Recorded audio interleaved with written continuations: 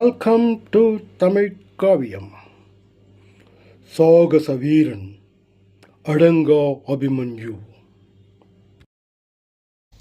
அப்போது கூளியர் குலத்தின் மூத்தவர் நெடுமாறன் அபிமன்யுவை நோக்கி நடந்து வந்தார். அவர் அபிமன்யுவை பார்த்து, சிறுவனே, நீ ஒரு திறமையான வீரன் என்பதில் எந்த சந்தேகமும் இல்லை. ஆனால் ஒரு விஷயத்தை நன்றாக நினைவில் வைத்துக்கொள். உத்ரா சாதாரணமான பெண் அல்ல. அவள் கூளியர் சாம்ராஜ்யத்தின் இளவரசி.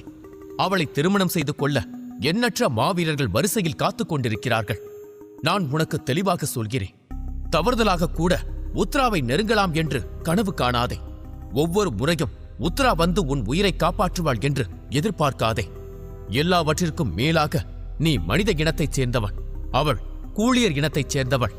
கூளியர் குலம் ஒருபோதும் உன்னை அவளுக்கு தகுதியானவனாக ஏற்றுக்கொள்ளாது என்றார். அதை கேட்டு என்ன கூறுவது என்று தெரியாமல் அபிமன்யு அமைதியாக இருந்தான். அவர் மீண்டும் தன் பேச்சை தொடர்ந்தார். இவ்வளவு தடைகளையும் மீறி நீ அவளை அடைய வேண்டும் என்று நினைத்தால் அதற்கு ஒரே ஒரு வழிதான் இருக்கிறது. பிரம்மதீரன் என்ற அந்த உச்சக்கட்ட நிலையை அடைய முயற்சி செய். அந்த நிலையை நீ அடைந்தால் மட்டுமே உன்னுடைய அனைத்து பிரச்சனைகளும் தீர்க்கப்படும்.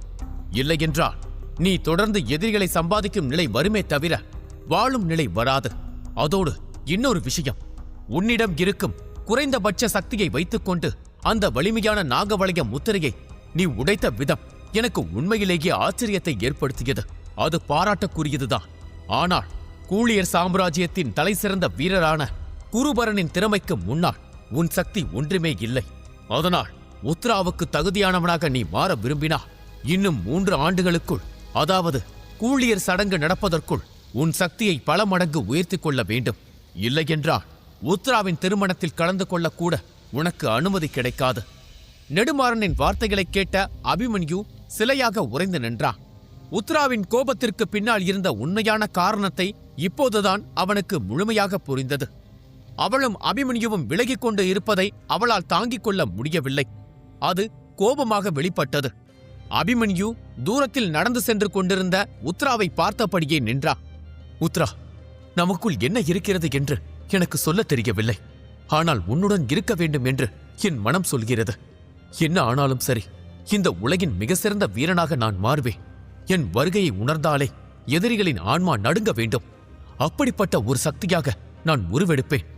இது நான் மேற்கொள்ளும் சபதம், அதுவும் உனக்காக மேற்கொள்ளும் சபதம் என்றா. சிந்தனையில் இருந்து வெளிவந்த அபிமன்யு நெடுமாறனுக்கு நன்றி தெரிவித்தான்.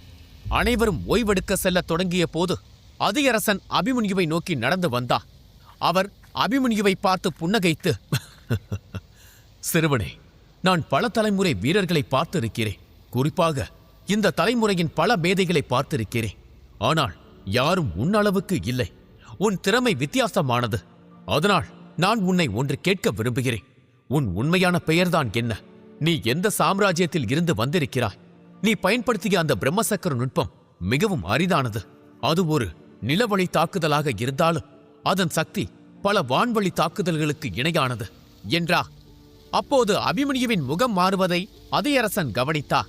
அபிமன்யு தன் அடையாளத்தை வெளிப்படுத்த தயங்குவதை புரிந்து கொண்ட அவர் புன்னகையுடன் அவனை பார்த்து, பரவாயில்லை, அதை விட்டுவிடு. இந்த உலகில் எல்லோரிடமும் ரகசியங்கள் என்பது இருக்கிறது. பலரால் அதை வெளியே சொல்ல முடியாது. உன்னுடைய ரகசியமும் அப்படிப்பட்ட ரகசியம்தான் என்பதை நான் அறிவேன். ஆனால் எப்போதாவது உனக்கு என் உதவி தேவைப்பட்டால் தயங்காமல் கேள். நான் கண்டிப்பாக உதவுவேன். ஆனால் நமக்கு அதிக நேரம் இல்லை. நாம் அந்த வர்ணபூத சக்தி பிறக்கும் இடத்திற்கு உடனடியாக செல்ல வேண்டும். அதை கைப்பற்ற பல சாம்ராஜ்யங்களை சேர்ந்த வலிமையான மிருகங்களும் குளங்களும் அலைகின்றன. எனக்கு அந்த மூல சக்தியின் மீது ஆர்வம் இல்லை. அந்த சக்தி உருவாகும் போது வெளிப்படும் தூய ஆற்றல் மட்டுமே எனக்கு தேவை. அதை வைத்து எனக்கு தேவையான மூலிகையை தயாரித்து என் சொந்த சக்தியை நானே மெருகேற்றிக் கொள்வேன் என்றார். அதியரசன் இதில் தீவிரமாக இருப்பதை பார்த்த போது அபிமன்யுவின் ஆர்வம் அதிகரித்தது. அபிமன்யு அமைதியாக தலையசைத்தான். அவனும் புறப்பட தயார் என்று கூறினான். அதியரசன் மீதி வேலைகளை பார்க்க முடிவு செய்து அங்கிருந்து புறப்பட்டார். அப்போது அபிமன்யு அவரை பார்த்து, அதியரசரே, அந்த வர்ணபூத சக்தியை என்னால் கட்டுப்படுத்த முடியுமா என்று கேட்டான். இதை கேட்ட அதியரசன் அதிர்ச்சியடைந்தார். ஏற்கனவே அரிதான நிலபூத சக்தியை அவன் தனக்குள் வைத்திருக்கிறார். இப்போது மற்றொரு பஞ்சபூத சக்தியை அவன் அடைய ஆசைப்படுகிறான் என்பதை அவரால் நம்பவே முடியவில்லை. நிலபூத சக்தியே அவனுக்கு அதிர்ஷ்டவசமாகத்தான் கிடைத்தது. அப்படி இருக்கையில் இன்னொரு சக்தியும் எப்படி அவ்வளவு எளிதாக கிடைக்கும்?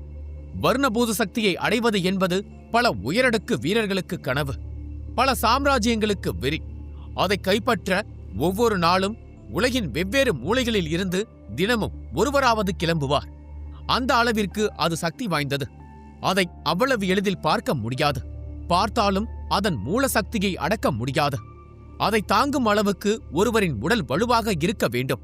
இல்லையென்றால் அந்த சக்தி ஒரு நொடியில் அந்த வீரனை பனிச்சிலையாக மாற்றிவிடும். ஒரு அமரோதய வீரராகவும் சிறந்த மருத்துவராகவும் இருப்பதால் மூல சக்தியையும் கட்டுப்படுத்த சிறப்பு மூலிகைகள், உடல் வலிமை மற்றும் அதிர்ஷ்டம் தேவை என்பதை அதிகரசன் நன்றாக அறிந்திருந்தார். அவர் தன் வாழ்க்கையில் பஞ்சபூத சக்தியை அடக்க அவசரப்பட்டு உயிரை விட்ட பல வீரர்களை பார்த்திருக்கிறார். அதில் அமரோதய நிலையை அடைந்தவர்களும் உண்டு. அதிகரசர் ஒரு கைதேர்ந்த வைத்தியர். தனக்கு முன்னால் நிற்கும் சிறுவன் தன்னுடைய உண்மையான ரூபத்தில் இருக்கிறானா அல்லது வேறொரு ரூபத்தில் இருக்கிறானா? அப்படி வேறொரு ரூபத்தில் இருந்தால் அவன் எதை பயன்படுத்தி அதை மறைத்திருக்கிறான் என்ற அனைத்தையும் அவர் அறிவார்.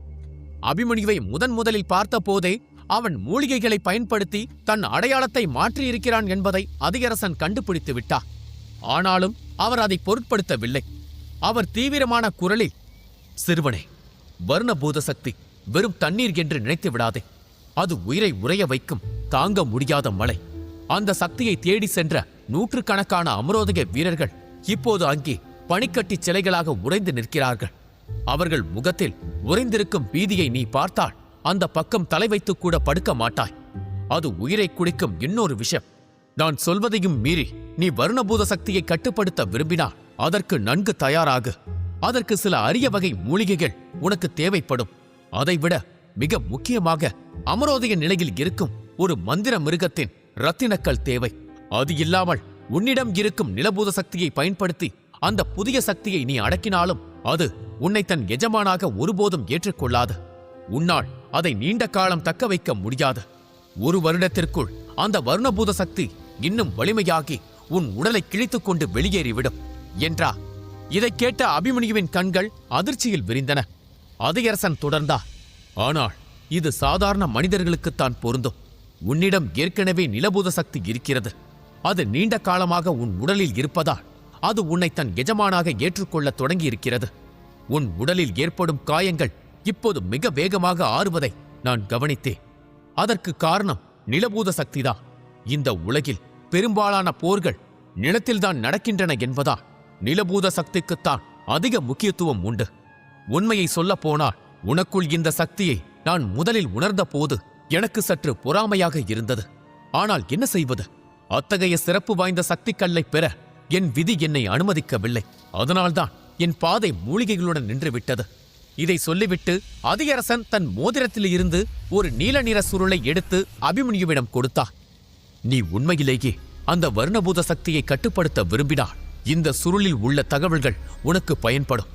இது என் வாழ்நாள் அனுபவத்தில் நான் சேகரித்தது. ஆனால் ஒன்றை நினைவில் கொள், இந்த பாதையில் நடப்பவன் நீ மட்டுமல்ல. பஞ்சபூதங்களின் 5 சக்திகளையும் கைப்பற்றி பஞ்சபூத வீரனாக நீ மாற விரும்பினார். அதற்கு விளையாக உன் உயிரையே கொடுக்க வேண்டி வரலாம், ஜாக்கிரதை என்றார். அதைக் கேட்டு அபிமன்யு சற்று திகைத்து போனான். அதிகரசன் அவன் தோளில் தட்டிவிட்டு, அதனால்தான் அவசரப்பட வேண்டாம் என்று நான் உனக்கு அறிவுறுத்துகிறேன். நீ 17 வயது பாலகன்தான் என்று எனக்கு தெரியும். அதனால் உச்சபட்ச வலிமை பெற உனக்கு நிறைய காலம் இருக்கிறது. நீ அதிக மூல சக்திகளை கைப்பற்ற உன் பலம் மட்டுமல்ல, உன் உயிருக்கு வரும் ஆபத்தும் அதிகரிக்கும். நான் உன் குரு இல்லை, ஆனால் என் அனுபவத்தில் இருந்து சொல்கிறேன். இந்த பாதை எளிதானது அல்ல. இந்த உலகம் மிகப்பெரியது. வலிமை பெற வேறு வழிகளும் இருக்கின்றன என்றார். அதிகரசன் பேசியதை அபிமன்யு கவனமாக கேட்டான். ஆனால் அவன் ஏற்கனவே ஒரு முடிவை எடுத்து விட்டான். குறைந்தபட்சம் ஒரு முறையாவது முயற்சி செய்து பார்க்க வேண்டும் என்று அவனுக்கு தோன்றியது. 3 ஆண்டுகள் என்பது நீண்ட காலமாக தோன்றலாம். ஆனால் தனக்கு வேறு வழியில்லை என்பது அவனுக்கு தெரியும். உத்ராவின் மீதான காதலை நிரூபிக்க அவன் வலிமையானவனாக மாறியே ஆக வேண்டும். எல்லாவற்றையும் கேட்ட பிறகு ஒரு கணம் யோசித்த அபிமன்யு உறுதியாக சொன்னான், நான் அதை நிச்சயமாக அடைவேன் என்று சொல்லவில்லை. ஆனால் நீங்கள் இந்த இடத்தை பற்றி கூறுவதற்கு முன்னரே நான் ஒரு மூல சக்தியை தேடிக்கொண்டுதான் இருந்தேன். அதனால் நீங்கள் அது பற்றி கூறியவுடன் ஒரு முறையாவது முயற்சி செய்யலாம் என்று தோன்றுகிறது என்றா. அபிமன்யுவின் முகத்தில் ஒரு மெல்லிய புன்னகை தவழ்ந்தது. இதை பார்த்த அதிகரசன் தனக்குள் நினைத்துக் கொண்டா, இவனை என்னால் புரிந்து கொள்ளவே முடியவில்லை. நிலபூத சக்தியை இவனை 2 முறை கொண்டிருக்கிறது. இருந்தும் இவன் வருணபூத சக்தியை அடையத் துடிக்கிறான். வலிமை மீதான இந்த பேராசை இவன் உயிரை எடுக்காமல் இருக்க வேண்டும் என்று தனக்குள் நினைத்துக் கொண்டா. கையில் இருந்த நீல நிற சுருளையே அபிமன்யு உற்று பார்த்துக் கொண்டிருக்கையில் அதிகரசன் தீவிரமான குரலில், சரி, நான் இப்போது கிளம்புகிறேன். உன் தோழி உத்ராவுக்காக சக்தி மீட்பு மருந்தை நான் தயார் செய்ய வேண்டும். நினைவில் கொள், நாளை நாம் வர்ணபூத சக்தி உருவாகும் ஆத்ம கங்கைக்கு செல்ல வேண்டும். இன்று இரவு நன்றாக ஓய்வெடு. ஏனென்றால் அங்கே எனக்கு உன் உதவி நிறையவே தேவைப்படும் என்றார். அதிகரசன் சென்ற பிறகு சசிரேகா ஒரு நிழலைப் போல அங்கே தோன்றினார். அதிகரசனை முழுமையாக நம்பாதே அபிமன்யு. அவர் ஒரு திறமையான மருத்துவர் மட்டுமல்ல, தந்திரமான வியாபாரியும் கூட. அவர் உனக்கு உதவுவது உன் மூலம் அவர் எதையோ அடையத்தான் என்றார். அபிமன்யு தலையசைத்தான். தெரியும் சசிரேகா, ஆனால் சில சமயங்களில் விஷத்தை முறிக்க இன்னொரு விஷம் தேவைப்படும். எனக்கு அவர் தேவை, அவருக்கு நான் தேவை. இது ஒரு ஆபத்தான ஒப்பந்தம், அவ்வளவுதான். அபிமன்யு தலையசைத்து விட்டு கதிரவனை நோக்கி நடந்து சென்றான். இச்சாதாரி குலத்தின் தாக்குதலின் போது அபிமன்யு கதிரவனுக்கு உதவி இருந்தார். அதனால் கதிரவன் அபிமன்யுவுக்கு நன்றி கடன் பட்டு இருந்தார். அபிமன்யுவின் சக்தியை பார்த்த கதிரவன் சிரித்துக் கொண்டே, நண்பா, உன் சக்தி என்னை பிரமிக்க வைக்கிறது. நீ முன்பை விட வலிமையானவனாக மாறியிருக்கிறாய். இப்போது உன் மீது எனக்கு இன்னும் பொறாமையாக இருக்கிறது. உன் சக்தி வளரும் வேகம் என் கற்பனைக்கும் எட்டாததாக இருக்கிறது. இந்த போரினால் அதிகம் பயனடைந்தது நீதான் போலிருக்கிறது என்றான். இதை சொல்லிவிட்டு கதிரவன் நட்புடன் அபிமன்யுவை தோளை தட்டினான். கதிரவனின் இந்த நடத்தை அபிமன்யுவுக்கு ஆச்சரியத்தை தரவில்லை. இதற்கு முன்பு துருவனை போன்ற நண்பர்களை அவன் சந்தித்திருக்கிறான். துருவனும் கதிரவனைப் போலவே அப்பாவிதான். துருவன் இப்போது எங்கே இருக்கிறான் என்று அபிமன்யுவுக்கு தெரியவில்லை. துருவனை நினைத்ததும் துவாரகர் பிரிவில் சந்தித்த முன் கொண்டு வந்தது. அபிமன்யுவின் கண்களில் ஒரு சோகம் மின்னியது. அவனது முகபாவனை மாறுவதைக் கண்ட கதிரவன் அவன் தோளை உலுக்கி கேட்டான். என்ன ஆயிற்று? நன்றாகத்தானே இருக்கிறாய்? நான் ஏதாவது தவறாக சொல்லிவிட்டேனா என்று கேட்டான். கதிரவனின் கேள்வியில் அபிமன்யு மீண்டும் நிகழ்காலத்திற்கு திரும்பினான். ஆனால் அவன் மனதிற்குள் எரிந்த நெருப்பு இன்னும் அணையவில்லை. இல்லை, வேறு ஒரு விஷயத்தை பற்றி யோசித்துக் கொண்டிருந்தேன் என்றான் அபிமன்யு. பாட்டியின் முகத்தில் வழிந்த ரத்தம், அவன் குடும்பத்திற்கு இழைக்கப்பட்ட அநீதி, இவை அனைத்தும் அவனுக்குள் ஒரு சூறாவளியை உருவாக்கிக் கொண்டிருந்தன. இந்த வருணபூத சக்திதான் அபிமன்யுவின் அடுத்த கட்ட பாய்ச்சலுக்கான திறவுகோல். அபிமன்யு உபகந்தர் பிரதேசத்திற்கு வந்தான். அங்கு அவனும் கதிரவனும் உரையாட ஆரம்பித்தனர். அபிமன்யு கதிரவனை பார்த்து, கதிரவா, எனக்கு ஒரு உதவி. நான் பயிற்சி செய்ய வேண்டும். எனக்கு ஒரு இடத்தை ஏற்பாடு செய்ய முடியுமா? அதற்கு முன்னர் நான் வீரதாசரை பார்க்க வேண்டும் என்றா. அதற்கென்ன, உடனே செய்து விடுவோம் என்று உற்சாகத்தோடு கூறிய கதிரவன் அபிமன்யுவை பயிற்சி செய்ய மண்டபத்தை நோக்கி அழைத்து சென்றான். வீரதாசன், குலசேகரன், கமலநாதர் மற்றும் வபகந்தர் குழுவின் சில முக்கியஸ்தர்கள் மட்டுமே பயிற்சி செய்யக்கூடிய தனி சிறப்பு வாய்ந்த பயிற்சி பீடத்தை நோக்கி அபிமன்யுவை கதிரவன் அழைத்து சென்றார். அங்கிருக்கும் எந்த காவலர்களும் அபிமன்யுவை தடுக்கவில்லை. மாறாக அவனை மரியாதையுடன் நடத்தினர். வபகந்தர் குழுவில் தனக்கு இப்படி ஒரு மரியாதை கிடைக்கும் என்று அபிமன்யு எதிர்பார்க்கவில்லை. அபிமன்யு அரண்மனைக்குள் நுழைய அங்கு வீரதாசன் நின்று கொண்டிருந்தார். அவர் அபிமன்யுவை பார்த்து, என் அழைப்பு ஏற்று எங்கள் பிரதேசத்திற்கு மீண்டும் வந்ததற்கு நன்றி அபிமன்யு அவர்களே. உங்களுக்கு என்ன உதவி வேண்டுமென்றாலும் தயங்காமல் கேளுங்கள் என்றா. அபிமன்யு உறைந்து போய் நின்றார். வீரதாசனுக்கு தன் பெயர் எப்படி தெரிந்தது என்று அபிமன்யுவுக்கு புரியவில்லை. அப்போதுதான் அவனுக்கு ஒன்று ஞாபகம் வந்தது. போர்க்களம் புத்தியை மறக்கும் இடம். போர் மோகம் மட்டுமே அங்கு மேலோங்கி இருக்கும். இச்சாதாரியுடன் அவர்கள் அனைவரும் போட்ட சண்டையில் போர் மோகம் அதிகம் இருந்ததே தவிர புத்தி இல்லை. அதனால் சசிரேகா, உத்ரா என அபிமன்யுவுக்கு தெரிந்த அனைவரும் அவன் பெயரை சொல்லி அழைக்க ஆரம்பித்தனர். அவர்கள் பேச்சுவாக்கில் அதை சொல்லி இருந்தாலும் அதை எளிதாக கடந்துவிட்டு செல்லும் அளவுக்கு வீரதாசன் முட்டாள் அல்ல. வீரதாசனுக்கு ஏற்கனவே அபிமன்யு மீது சந்தேகம் இருந்தது. அவன் ருத்ரன் இல்லை என்பதை அவர் முதல் பார்வையிலேயே கண்டுபிடித்து விட்டார். அதனால் அவர் அபிமன்யுவின் அடையாளம் என்ன என்பதை தெரிந்து கொள்ள ஆர்வமாக இருந்தார். போர்க்களம் அதற்கான பாதையை அவருக்கு போட்டுக் கொடுத்து விட்டது. அவர் அபிமன்யுவின் பெயரை தெரிந்து கொண்டார். அதைவிட மோசமான விஷயம், அபிமன்யு சாம்பாவை பார்த்து கர்வத்தோடு தன்னை அபிமன்யு ரகுநந்தன் என்று அறிமுகப்படுத்திக் கொண்டார். வீரதாசன் அபிமன்யுவின் பெயரை பிடித்ததைப் போல சாம்பா பிடித்தானா இல்லையா என்று தெரியவில்லை. பின்னர் அதை பற்றி இப்போது பேசுவதில் எந்த பயனும் இல்லை என்று முடிவெடுத்த அபிமன்யு வீரதாசனை பார்த்து, வீரதாசரே, நான் உங்களிடம் கொஞ்சம் தனியாக பேசலாமா என்று கேட்டார். அனைவருக்கும் முன்னால் பேச அபிமன்யு தயங்குவதைக் கண்டதும் பொதுவெளியில் சொல்ல முடியாத ஏதோ ஒன்று இருக்கிறது என்பதை வீரதாசன் உடனடியாக புரிந்து கொண்டார். அவர் புன்னகையுடன் அபிமன்யுவை பார்த்து, என்னுடன் வாருங்கள் என்று கூறிவிட்டு அவனை தனது ரகசிய அறைக்குள் அழைத்து சென்றார். அந்த அறை அரிய வகை மூலிகைகளால் நிரம்பியிருந்த அவரது தனிப்பட்ட பயிற்சி அறை. அதன் பாதுகாப்பு முன்பை விட இப்போது பல மடங்கு அதிகரிக்கப்பட்டிருந்தது. அந்த பாதுகாப்புகள் அனைத்தும் மகிழினிக்காக ஏற்பாடு செய்யப்பட்டிருந்தது. தனது மகளின் கட்டுக்கடங்காத சக்தியை பாதுகாக்க அவர் தன்னால் முடிந்த அனைத்தையும் செய்தார். அவர்கள் அறைக்குள் நுழைந்ததும் வீரதாசன் ஒரு இருக்கையில் அமர்ந்து கொண்டு அபிமன்யுவையும் அமரும்படி கூறினார். அபிமன்யுவும் அவரது வார்த்தையை ஏற்று அங்கிருந்த இருக்கையில் கம்பீரமாக அமர்ந்தார். பின்னர் அவன் வீரதாசனை பார்த்து, வீரதாசரே, தயவு செய்து என்னை மன்னியுங்கள். நான் உங்களிடம் ஒரு முக்கியமான விஷயத்தை பற்றி பேச வேண்டும். அதனால்தான் உங்களை தனியாக அழைத்தனை தவிர உங்கள் ஆட்கள் மீது நம்பிக்கை இல்லாமல் இல்லை. நான் ஒரு விஷயத்தை தேடிக்கொண்டிருக்கிறேன். சரியாக சொல்ல வேண்டுமென்றால் ஒரு இடத்தை, இன்னும் சரியாக சொல்ல வேண்டுமென்றால் இயற்கையின் ஆற்றல் அபரிமிதமாக நிறைந்திருக்கும் ஒரு இடம். அப்படி ஏதாவது இடம் உங்களுக்கு தெரிந்திருந்தால் அதை எனக்கு காண்பித்துக் கொடுங்கள். அதோடு எனக்கு சில மூலிகைகள் தேவை. அதுவும் உங்களிடம் இருந்து கிடைக்கும் என்று நான் நம்புகிறேன் என்று கூறி அதியரசன் கொடுத்த சுருளை அபிமன்யு வீரதாசனிடம் கொடுத்தார். வீரதாசனிடம் அதை கேட்க அபிமன்யுவுக்கு சங்கடமாகத்தான் இருந்தது. இருந்தாலும் அபிமன்யுவுக்கு வேறு வழி இல்லை. வீரதாசன் அபிமன்யுவிடமிருந்து அந்த சுருளை வாங்கினார். பின்னர் சிரித்துவிட்டு,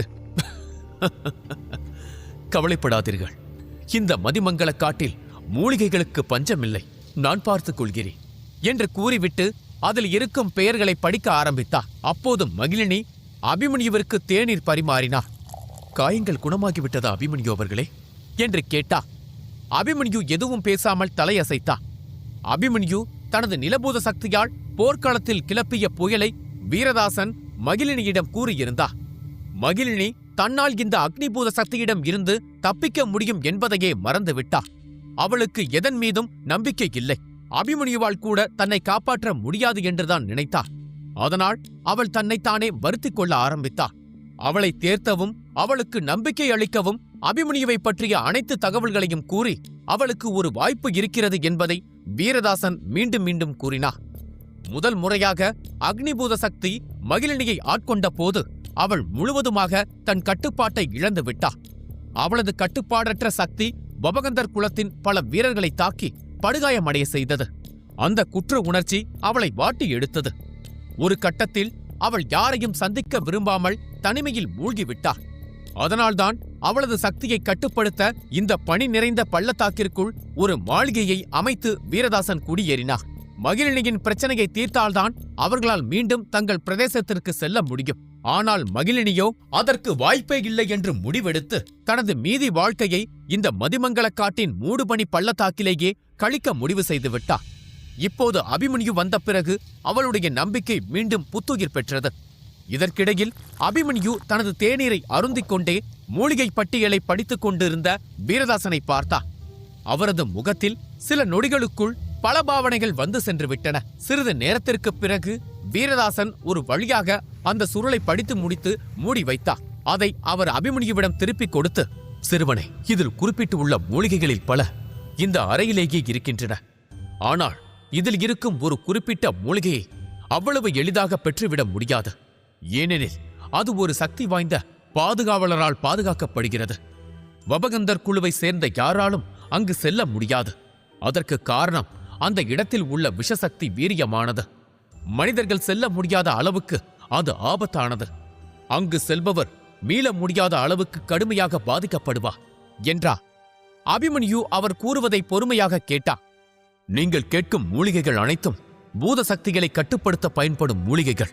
நீங்கள் இதை எதற்காக கேட்கிறீர்கள் என்று எனக்கு தெரியவில்லை.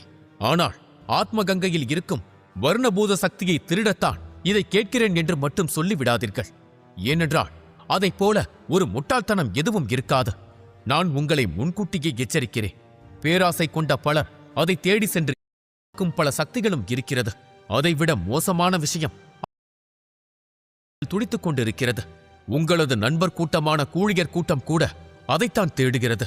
அதைவிட மோசமான யாளிகள் குலம், வேதாளர் குலம், அங்குருதி குலம் மற்றும் பல சக்தி வாய்ந்த குலங்களைச் சேர்ந்த போர் வீரர்கள் அதை தேடுகிறார்கள். அதனால் அவர்கள் அனைவரும் அங்கு கூடி நிற்பார்கள்.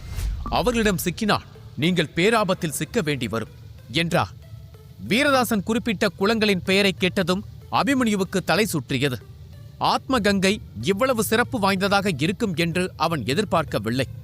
வீரதாசன் பேச பேச அபிமன்யுவின் முகத்தில் ஆழ்ந்த கவலைக்கோடுகள் தோன்ற ஆரம்பித்தன. ஆத்மகங்கை பற்றி கூட அவன் யோசிக்கவில்லை.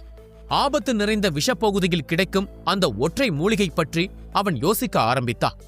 வீரதாசனே அங்கு செல்ல தயங்கும் போது தன்னால் எப்படி அங்கு செல்ல முடியும்? அங்கிருக்கும் ஆபத்தை சமாளிக்க எப்படி முடியும் என்று யோசிக்க ஆரம்பித்தான்.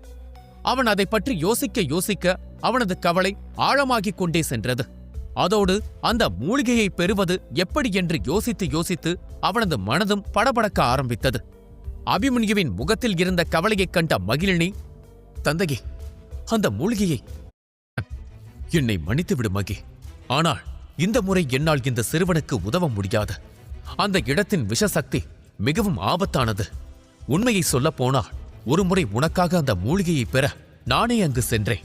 ஆனால் என்னால் ஒரு கணம் கூட அங்கு இருக்க முடியவில்லை. அதனால்தான் எந்த மாயாஜால மிருகமும் அங்கு செல்ல துணிவதில்லை என்றார். வீரதாசனின் முகத்தில் விரக்தியும் வருத்தமும் நிறைந்திருந்தது. இதைக் கண்ட அபிமன்யு புன்னகைத்து, இதை நினைத்து நீங்கள் கவலைப்பட வேண்டாம். நீங்கள் எனக்கு உதவ விரும்புகிறீர்கள் என்று எனக்கு நன்றாக தெரியும். உங்களிடம் அந்த மூலிகை இருந்திருந்தால் நீங்கள் நிச்சயமாக அதை எனக்கு கொடுத்திருப்பீர்கள். அதனால் அதை விடுங்கள் என்று அபிமன்யு பேசிக் கொண்டிருக்கும் போதே அங்கு ஒரு காலடி சத்தம் கேட்டது. நான் உங்களுக்கு ஏதாவது உதவலாமா என்று கேட்டுக்கொண்டே சசிரேகா அங்கு வந்தாள். அவளை கண்ட அபிமன்யு திகைப்படைந்து, சசிரேகா, உன் காயங்கள் சரியாகிவிட்டதா என்று கேட்டா. சசிரேகா புன்னகைத்து, நான் சரியாகிவிட்டேன். வீரதாசன் கொடுத்த மூலிகைகளைக் கொண்டு அதிகரசன் உருவாக்கி கொடுத்த மருந்தும் இந்த இடமும் என்னை சீக்கிரம் மீட்டெடுத்து விட்டது. இப்போது நான் மிகவும் வலிமையாக உணர்கிறேன் என்றாள். பிறகு அவள் வீரதாசன் மற்றும் அபிமன்யு இருவரையும் பார்த்து, உண்மையில் நான் வீரதாசனுக்கு நன்றி சொல்லத்தான் இங்கு வந்தேன். ஆனால் வரும் வழியில் உங்கள் உரையாடலை நான் தவறுதலாக ஒட்டு கேட்டு விட்டேன். அதற்காக என்னை மன்னியுங்கள். ஆனால் உங்களுக்கு ஆட்சேபனை இல்லை என்றால் நான் ஒன்று சொல்லலாமா? வீரதாசன் குறிப்பிட்ட அந்த விஷத்தன்மை வாய்ந்த இடத்திலிருந்து அந்த சிறப்பு மூலிகையை பெற நான் உங்களுக்கு உதவுகிறேன். எப்படி இருந்தாலும் என்னால் இங்கே அமைதியாக உட்கார்ந்திருக்க முடியாது. உன்னோடு வந்தால் நான் கொஞ்சம் சுற்றி பார்க்கவாவது செய்வேன் என்றாள். சசிரேகாவின் பேச்சை கேட்ட அபிமன்யு முகம் சுளித்து, சசிரேகா, வீரதாசர் சொன்னதை நீ கேட்கவில்லையா? அந்த இடம் மிகவும் ஆபத்தான விஷசக்தியால் நிரம்பியுள்ளது. அவராலேயே நுழைய முடியாத இடம் அது. உன்னால் எப்படி அதை பெற முடியும்? நீ எனக்கு உதவ விரும்புகிறாய் என்று எனக்கு தெரியும். ஆனால் என் சொந்த நோக்கத்திற்காக உன் உயிரை நான் பணயம் வைக்க முடியாது என்றா. சசிரேகா தனது நீல கண்களால் அபிமன்யுவை உற்று பார்த்து குளிர்ந்த குரலில், என்னிடம் பேசும்போது கொஞ்சம் பார்த்து பேசு.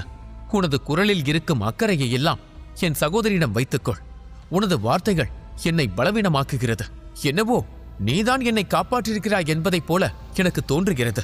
ஆனால் உண்மையில் நான் தான் உன்னை காப்பாற்றும் நிலையில் இருக்கிறேன். அதனால் என் முடிவு என்ன என்பதை கேள். உன் முடிவு என்ன என்பதை எனக்கு சொல்லாதே என்றா. அபிமன்யு எதுவும் பேசாமல் அமைதியாக இருந்தா. சசிரேகா மீண்டும் அவனை பார்த்து, ஒருவேளை நீ மறந்திருக்கலாம். நான் உங்களைப் போல அல்ல. எனது உடல் விஷத்தாலும் நச்சு சக்தியாலும் நிரம்பியுள்ளது. அதனால் அந்த இடத்தில் எவ்வளவு விஷம் இருந்தாலும் அதை பற்றி எனக்கு எந்த கவலையும் இல்லை.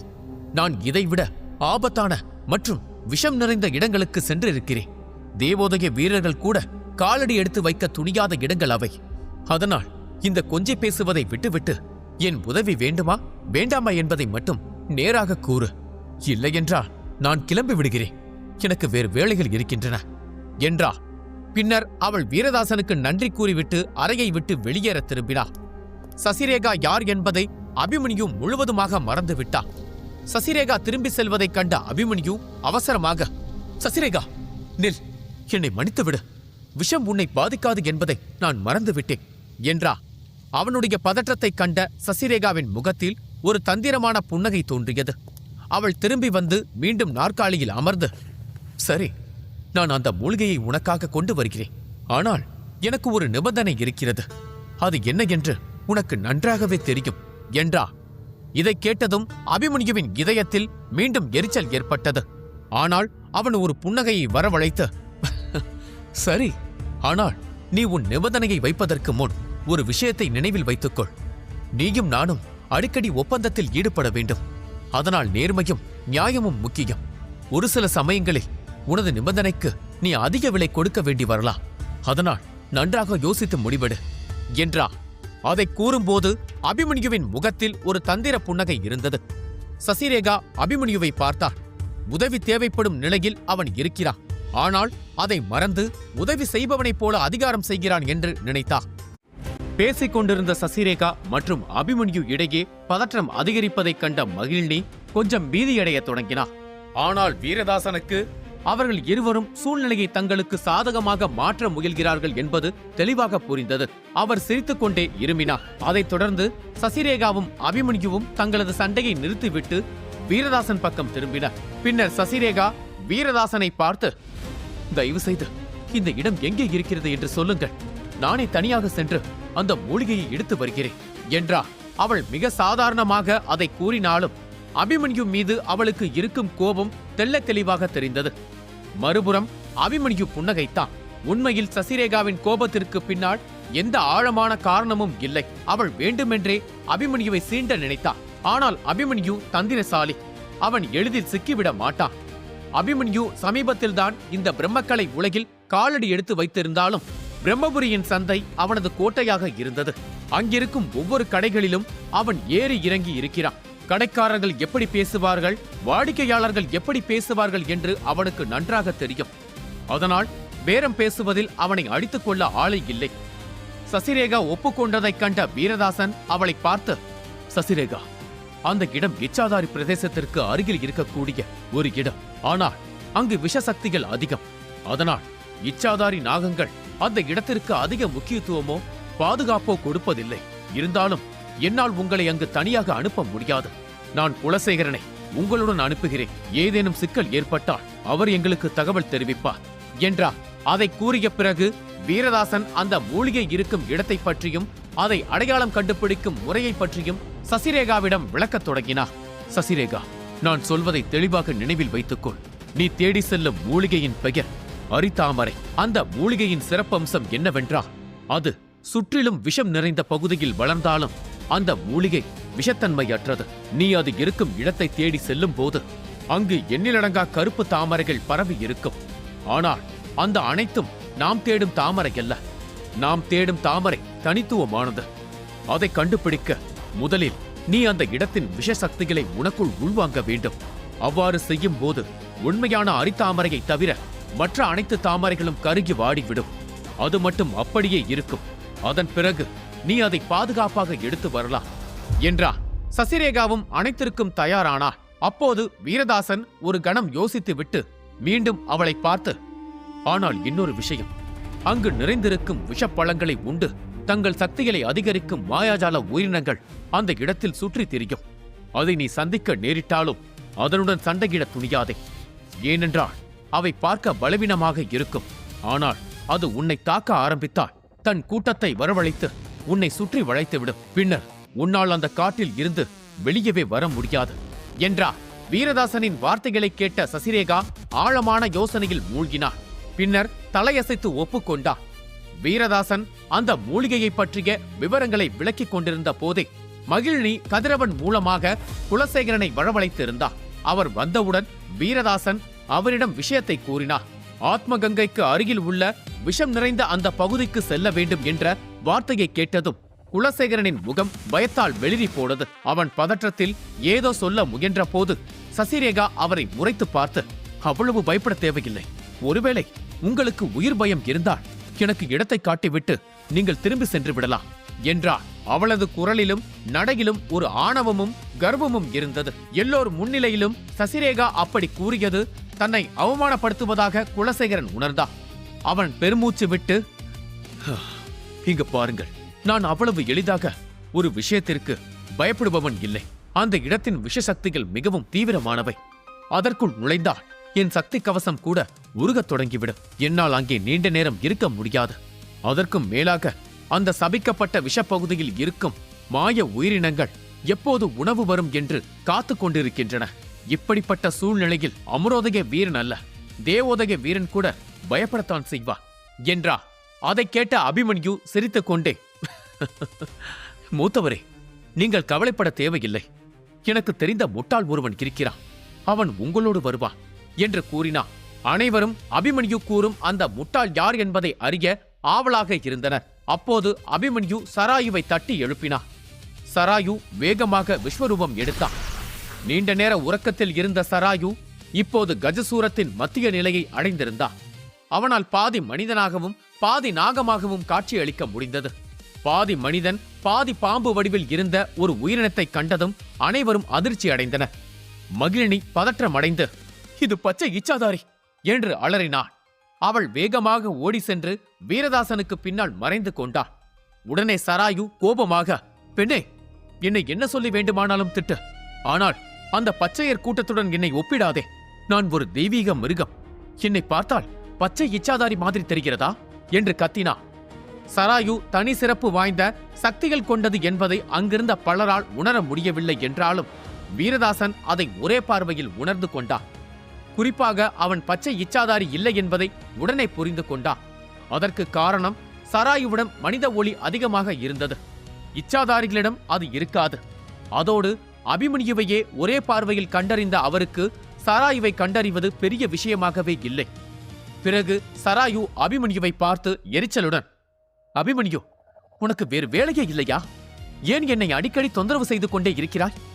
என்னிடம் தொடர்ந்து உதவி கேட்பதற்கு உனக்கு வெட்கமாக இல்லையா என்று கேட்டான். சராயுவின் கோபத்திற்கு காரணம் அபிமன்யு அடிக்கடி உதவி கேட்கிறான் என்பதல்ல, அவன் சராயுவை முட்டாள் என்று அவர்களுக்கு அறிமுகப்படுத்தியதா.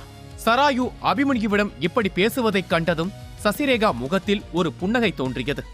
இதற்கிடையில் எல்லோருக்கும் முன்னால் தன்னை நோக்கி வீசப்பட்ட அவமான வார்த்தைகளை கேட்டு அபிமன்யுவின் முகம் சுருங்கியது. அவன் மெல்லிய குரலில், சராயு, கொஞ்ச நேரம் வாயை மூடு. இங்கே என்னை அனைவரும் ஏதோ பெரிய ஆள் போல நினைக்கிறார்கள். நீ இப்படி பேசினால் என் மரியாதை என்ன ஆவது? அதுவும் அந்த சசிரேகா முன்னால் இப்படி பேசுகிறாயே, உனக்கு கொஞ்சம் கூட அறிவே இல்லையா என்று கேட்டான். நீ மட்டும் என்னை முட்டாள் என்று அழைக்கலாமா என்று சராயு கேட்டா. அதற்கு அபிமன்யு, அது தவறுதான். ஆனால் நான் உன்னை அழைத்தது சசிரேகாவுடன் ஒரு முக்கிய இடத்திற்கு செல்வதற்காக. அவளுடன் செல்வது உண்மையில் உனக்குத்தான் நல்லது என்றா. சசிரேகாவின் பெயரை கேட்டதும் சராயுவின் கண்களில் ஒரு விசித்திரமான ஒளி தோன்றியது. அவன் தன் பச்சை நிற கண்களால் சசிரேகாவை மேலிருந்து கீழ் வரை பார்த்து எடை போட துவங்கினான். சராயு தன்னை முறைத்து பார்ப்பதைக் கண்ட சசிரேகாவின் முகம் கோபத்தால் சிவந்தது. ஒரு பாம்பு தன்னை அப்படி பார்ப்பதை அவள் அடியோடு வெறுத்தாள். கோபமடைந்த அவள் சராயுவை பார்த்து, இந்த பார்வையை இப்போது நிறுத்தவில்லை என்றால் உன்னை இந்த இடத்திலேயே பிணமாக்கி விடுவேன் என்று சீறினார். அதை கூறும்போது சசிரேகாவின் முகம் கோபத்தால் இருண்டது. அவளது உடலில் இருந்து சக்தி வாய்ந்த ஆற்றல்கள் வெளிப்படத் தொடங்கின. சசிரேகாவிடம் இருந்து அளவு கடந்த ஆற்றல்கள் வெளிப்படுவதைக் கண்ட மகிழினியும் வீரதாசனும் பதட்டம் கொண்டனர். சராயுவிற்கு ஏதாவது ஆகிவிடுமோ என்று கவலைப்பட்டனர்.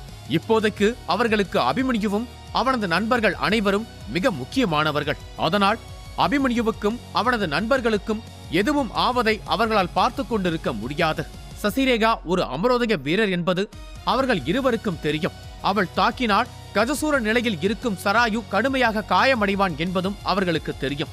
சசிரேகாவின் கோபத்தை உணர்ந்த அபிமன்யு தனது நாற்காலியில் இருந்து எழுந்து, சசிரேகா, அமைதியாக இரு. சராயு பற்றி உனக்கு தெரியாதா? என்ன இருந்தாலும் அவன் ஒரு பாதி மனிதன். அதனால் ஒரு அன்போடு உன்னை பார்க்கிறான். அதோடு அவன் என் நண்பனும் கூட. அதனால் நீ உன் கோபத்தை அடக்குவது நல்லது என்றா. அபிமன்யு தனக்கு ஆதரவாக பேசுவதை கேட்டதும் சராயுவின் முகத்தில் ஒரு புன்னகை பரவியது. அதன் பிறகு அவன் சசிரேகாவை பார்த்து, சரி, நாம் எப்போது புறப்பட வேண்டும் என்று கேட்டா. பின்னர் வீரதாசன் குலசேகரனை பார்த்து, குலசேகரனுக்கு அந்த இடம் நன்றாக தெரியும். ஆனால் அவனால் உங்களுக்கு உதவ முடியாது என்பதை நான் முன்கூட்டியே சொல்லிவிடுகிறேன். அந்த பகுதியின் விஷ ஆற்றல்கள் அவனது சக்திகளை பலவீனப்படுத்திவிடும். அதனால் அவனே நினைத்தாலும் அவனால் எதுவும் செய்ய முடியாது.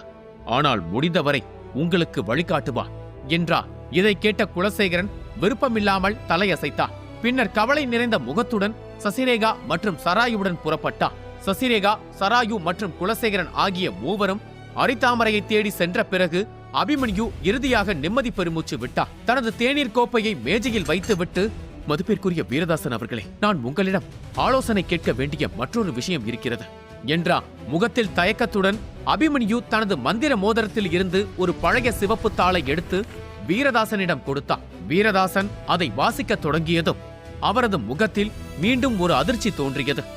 அவர் பதற்றத்துடன், சிறுவனே, இது வேதாள குலத்தின் ஒரு ரகசிய நுட்பம். இதை இரத்த பனிமூட்டக் கடல் என்று அழைப்பார்கள்.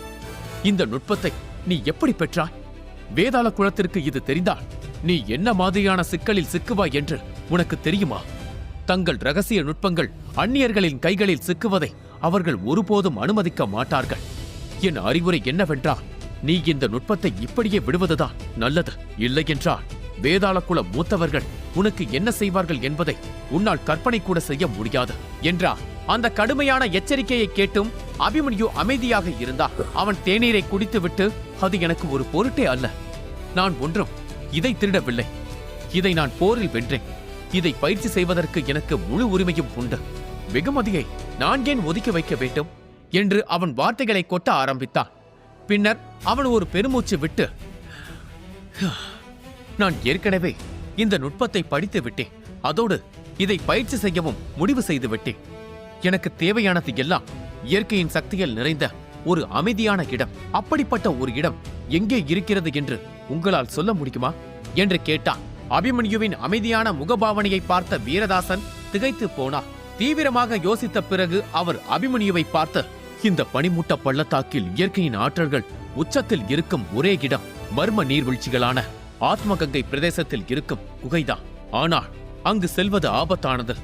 ஏனென்றால் அது இச்சாதாரி குலத்தின் எல்லைக்குள் இருக்கிறது என்றார். அதை கூறும்போது வீரதாசன் முகத்தில் ஒரு சோகம் படர்ந்தது. அபிமன்யுவும் விரக்தியுடன் அந்த காகிதத்தை வாங்கி தன் மோதிரத்திற்குள் திரும்ப வைத்தார். ஒரு பெருமூச்சுடன் அவன் அவரை பார்த்து, அப்படியானால் நான் வேறு ஒரு இடத்தை கண்டுபிடிக்க வேண்டும். தெய்வீக கங்கை வெளிப்படுவதற்கான நேரம் நெருங்கிக் கொண்டே இருக்கிறது.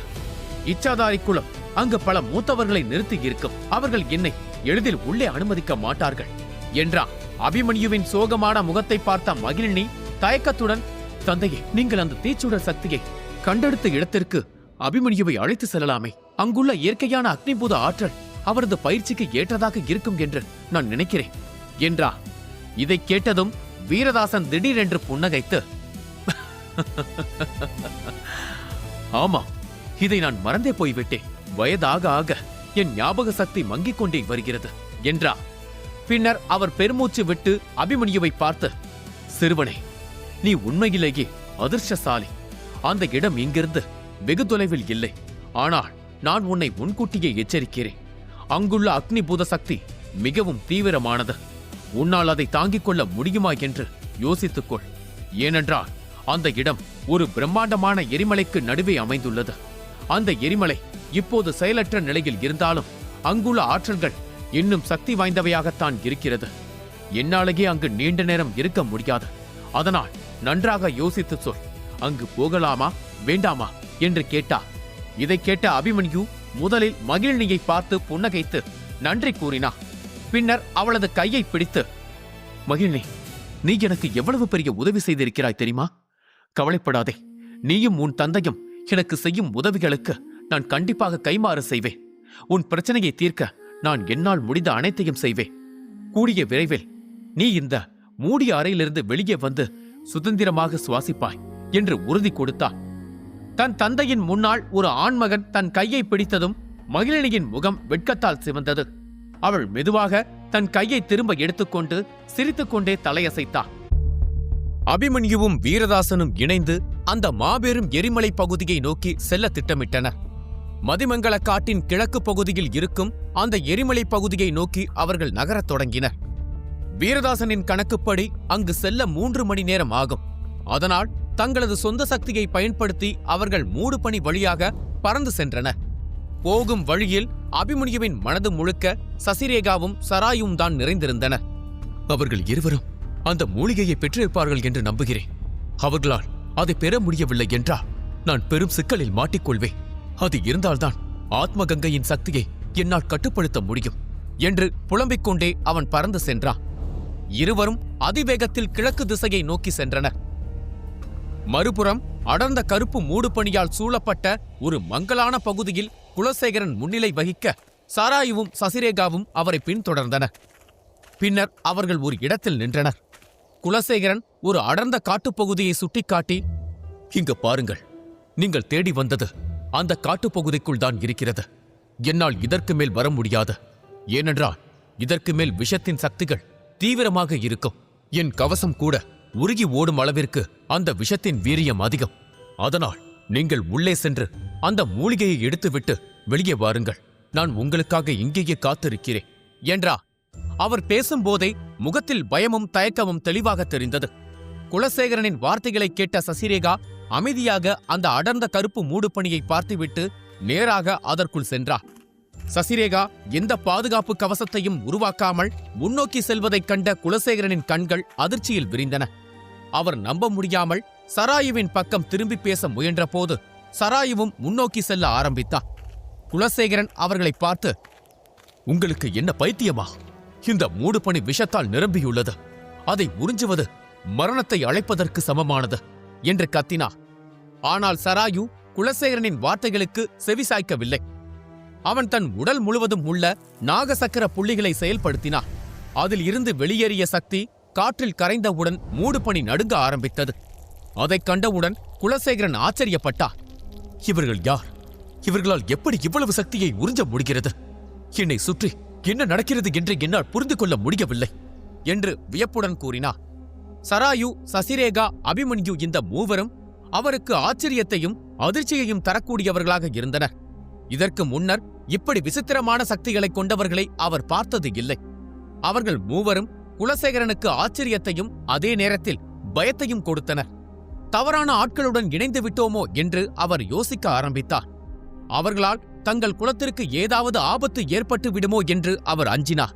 அந்த சிறுவன் மட்டும்தான் விசித்திரமானவன் என்று நினைத்தேன். ஆனால் அவனை சுற்றியுள்ளவர்களும் அதேபோல் விசித்திரமானவர்களாகவும் ஆபத்தானவர்களாகவும் இருக்கிறார்கள். இவர்களிடம் கவனமாக இருக்க வேண்டும். திரும்பி சென்றவுடன் தலைவரிடம் இது குறித்து கூற வேண்டும் என்று அவர் முடிவெடுத்தார். சராயுவை சுற்றி ஒரு சுழல் உருவாகத் தொடங்கியது. அந்த சுழல் சுற்றியிருக்கும் விஷத்தை எல்லாம் உறிஞ்சக்கூடிய விஷ சுழலாக இருந்தது. அவனது உடலில் உள்ள நாகசக்கர புள்ளிகள் இன்னும் வேகமாக சக்தியை உறிஞ்சிக் கொண்டே இருந்தது. அதில் மூடுபனியில் இருந்த விஷம் சுழலுக்குள்ளும் சராயுவின் உடலுக்குள்ளும் நுழைந்து கொண்டே இருந்தது. அளவுக்கு அதிகமான விஷத்தை உறிஞ்ச அவனது வலிமை அதிகரிக்கத் தொடங்கியது. குலசேகரன் ஒரு ஓரமாக நின்று கொண்டு நடப்பவை அனைத்தையும் அமைதியாக கவனித்துக் கொண்டிருந்தார். சராயு பொறுப்பற்ற முறையில் செயல்படுவதாக அவர் கருதினார். அந்த சமயத்தில் மூடுபனிக்குள் சென்ற சசிரேகா மெதுவாக வெளியே நடந்து வந்தாள். அவளை பார்த்ததும் அவர் கவலையுடன், ஏன் அவள் திரும்பி வருகிறாள்? அவள் தோல்வியடைந்து விட்டாளா? அப்படியென்றால் நானும் உள்ளே சென்றாக வேண்டுமா என்று பதட்டம் கொண்டார். ஆனால் அவர் மேலும் சிந்திப்பதற்குள் சசிரேகா தனது விரல் நுனியில் ஒரு ஆற்றலை திரட்டி சராயுவை சுற்றி சுழன்ற விஷ சுழலை தாக்கினார். அந்த திடீர் தாக்குதல் சராயுவுக்குள் ஒரு அதிர்ச்சியை ஏற்படுத்தியது. அந்த சுழல் நடுங்கி சிதறி ஓடியது. இதைக் கண்டதும் சராயுவின் முகத்தில் கோபம் கொழுந்துவிட்டு எரிந்தது. குலசேகரன் தான் தன்னை தாக்கினார் என்று கருதி அவர் மீது ஆக்ரோஷமாக பாய முயன்றான். அப்போது ஒரு கூர்மையான குரல் அவன் காதுகளில் ஒலித்தது. முட்டாளே, என்ன செய்து கொண்டிருக்கிறாய் என்று சசிரேகா கோபமாக கத்தினார். இதற்குத்தான் நீ இங்கு வந்திருக்கிறாய் என்றால் இப்போது திரும்பி சென்றுவிடு. உன்னுடைய முட்டாள்தனமான செயலால் இந்த பகுதியில் உள்ள அனைத்து மாய மிருகங்களும் நமது இருப்பை உணர்ந்து நம்மை தேடி வந்து கொண்டிருக்கிறது. உன்னால் எனக்கு உதவ முடியாவிட்டாலும் பரவாயில்லை. என்னை ஆபத்தில் சிக்க வைக்க முயலாதே. நீ இப்படிப்பட்ட முட்டாள்தனமான காரியத்தை செய்வாய் என்று எனக்கு தெரிந்திருந்தால் நான் உன்னை ஒருபோதும் அழைத்து வந்திருக்க மாட்டேன் என்று கத்தினார். சசிரேகாவின் பேச்சு வாள் போல வீசியது. அவள் வார்த்தைகளை கேட்டதும் சராயு தனது தவறை உணர்ந்து கொஞ்சம் சங்கடமான புன்னகையுடன் சசிரேகாவை பார்த்தான். அந்த புன்னகையை கண்டதும் சசிரேகாவுக்கு மேலும் மேலும் கோபம் வந்தது. அந்த தருணத்தில் குலசேகரனின் தீவிரமான குரல் மீண்டும் ஒலித்தது. நமக்கு அதிக நேரம் இல்லை. விடியற்காலைக்குள் அந்த மூலிகையை நாம் பெறவில்லை என்றால் இங்கு நாம் வந்தது அர்த்தமற்றதாகிவிடும். இங்கிருக்கும் மூலிகை தினமும் ஆற்றலை உறிஞ்சிக் கொண்டே இருக்கும். ஆற்றலை உறிஞ்சிய மூலிகை ஒவ்வொரு நாள் காலையிலும் முதிர்ச்சி அடைந்து பறிப்பதற்கு ஏதுவான பொக்கிஷமாக மாறும். அப்போது நாம் அதை பறிக்க தவறினால் அந்த முதிர்ச்சி முற்றிப்போய் அது விஷமாக மாறி கருகிவிடும். பின்னர் இன்னொரு மலர் அடுத்த நாள் இரவுதான் தோன்றும். அது அதற்கு அடுத்த நாள் காலை வரை உயிரோடு இருக்கும். அதனால் நீங்கள் தேடி வந்த மூலிகையை பறிப்பதற்கு ஒரு இரவு மட்டுமே உங்களுக்கு இருக்கிறது. எனவே நேரத்தை வீணாக்காமல் வந்த வேலையை சீக்கிரம் முடியுங்கள் என்றார். ஆனால் அவர் கூறுவதை கொஞ்சம் கூட கவனிக்காமல் சசிரேகாவும் சராயுவும் தங்கள் வேலைகளை பார்க்க கிளம்பிவிட்டனர். இதை பார்த்த குலசேகரனின் முகம் கோபத்தால் சிவந்தது. அவர் அங்கே தனியாக நின்று கொண்டிருந்தார். இருவரும் அவரை ஒரு வேலைக்காரரைப் போல பாவித்தனர். அவர்கள் தன்னை இவ்வளவு கேவலமாக நடத்துவதைக் கண்டு அவருக்குள் கோபம் எரிமலையாய் வெடித்தது. இவர்களுக்கு எல்லாம் மரியாதை என்றால் என்னவென்றே தெரியாத போல வபகந்தர் குலத்தின் மூத்தவராகிய என்னையே இப்படி பாடுபடுத்துகிறார்கள் என்றா அப்பாவிகளை இவர்கள் என்ன செய்வார்கள் என்று தனியாக புலம்பினார். ஆனால் இங்கு புலம்பி எந்த பயனும் இல்லை என்று முடிவெடுத்து பெருமூச்சு விட்டு சோகமாக ஒரு மரத்தின் மீது சாய்ந்து கொண்டார். தனது சக்தியை வெளிப்படுத்தி அந்த இடத்தை கண்காணிக்க ஆரம்பித்தார். குலசேகரன் கண்காணிக்கும் பணியை துவங்கிய நேரத்தில் சராயுவும் சசிரேகாவும் விஷத்தை களைத்து அரிதாமரையை தேடிக் கொண்டிருந்தனர்.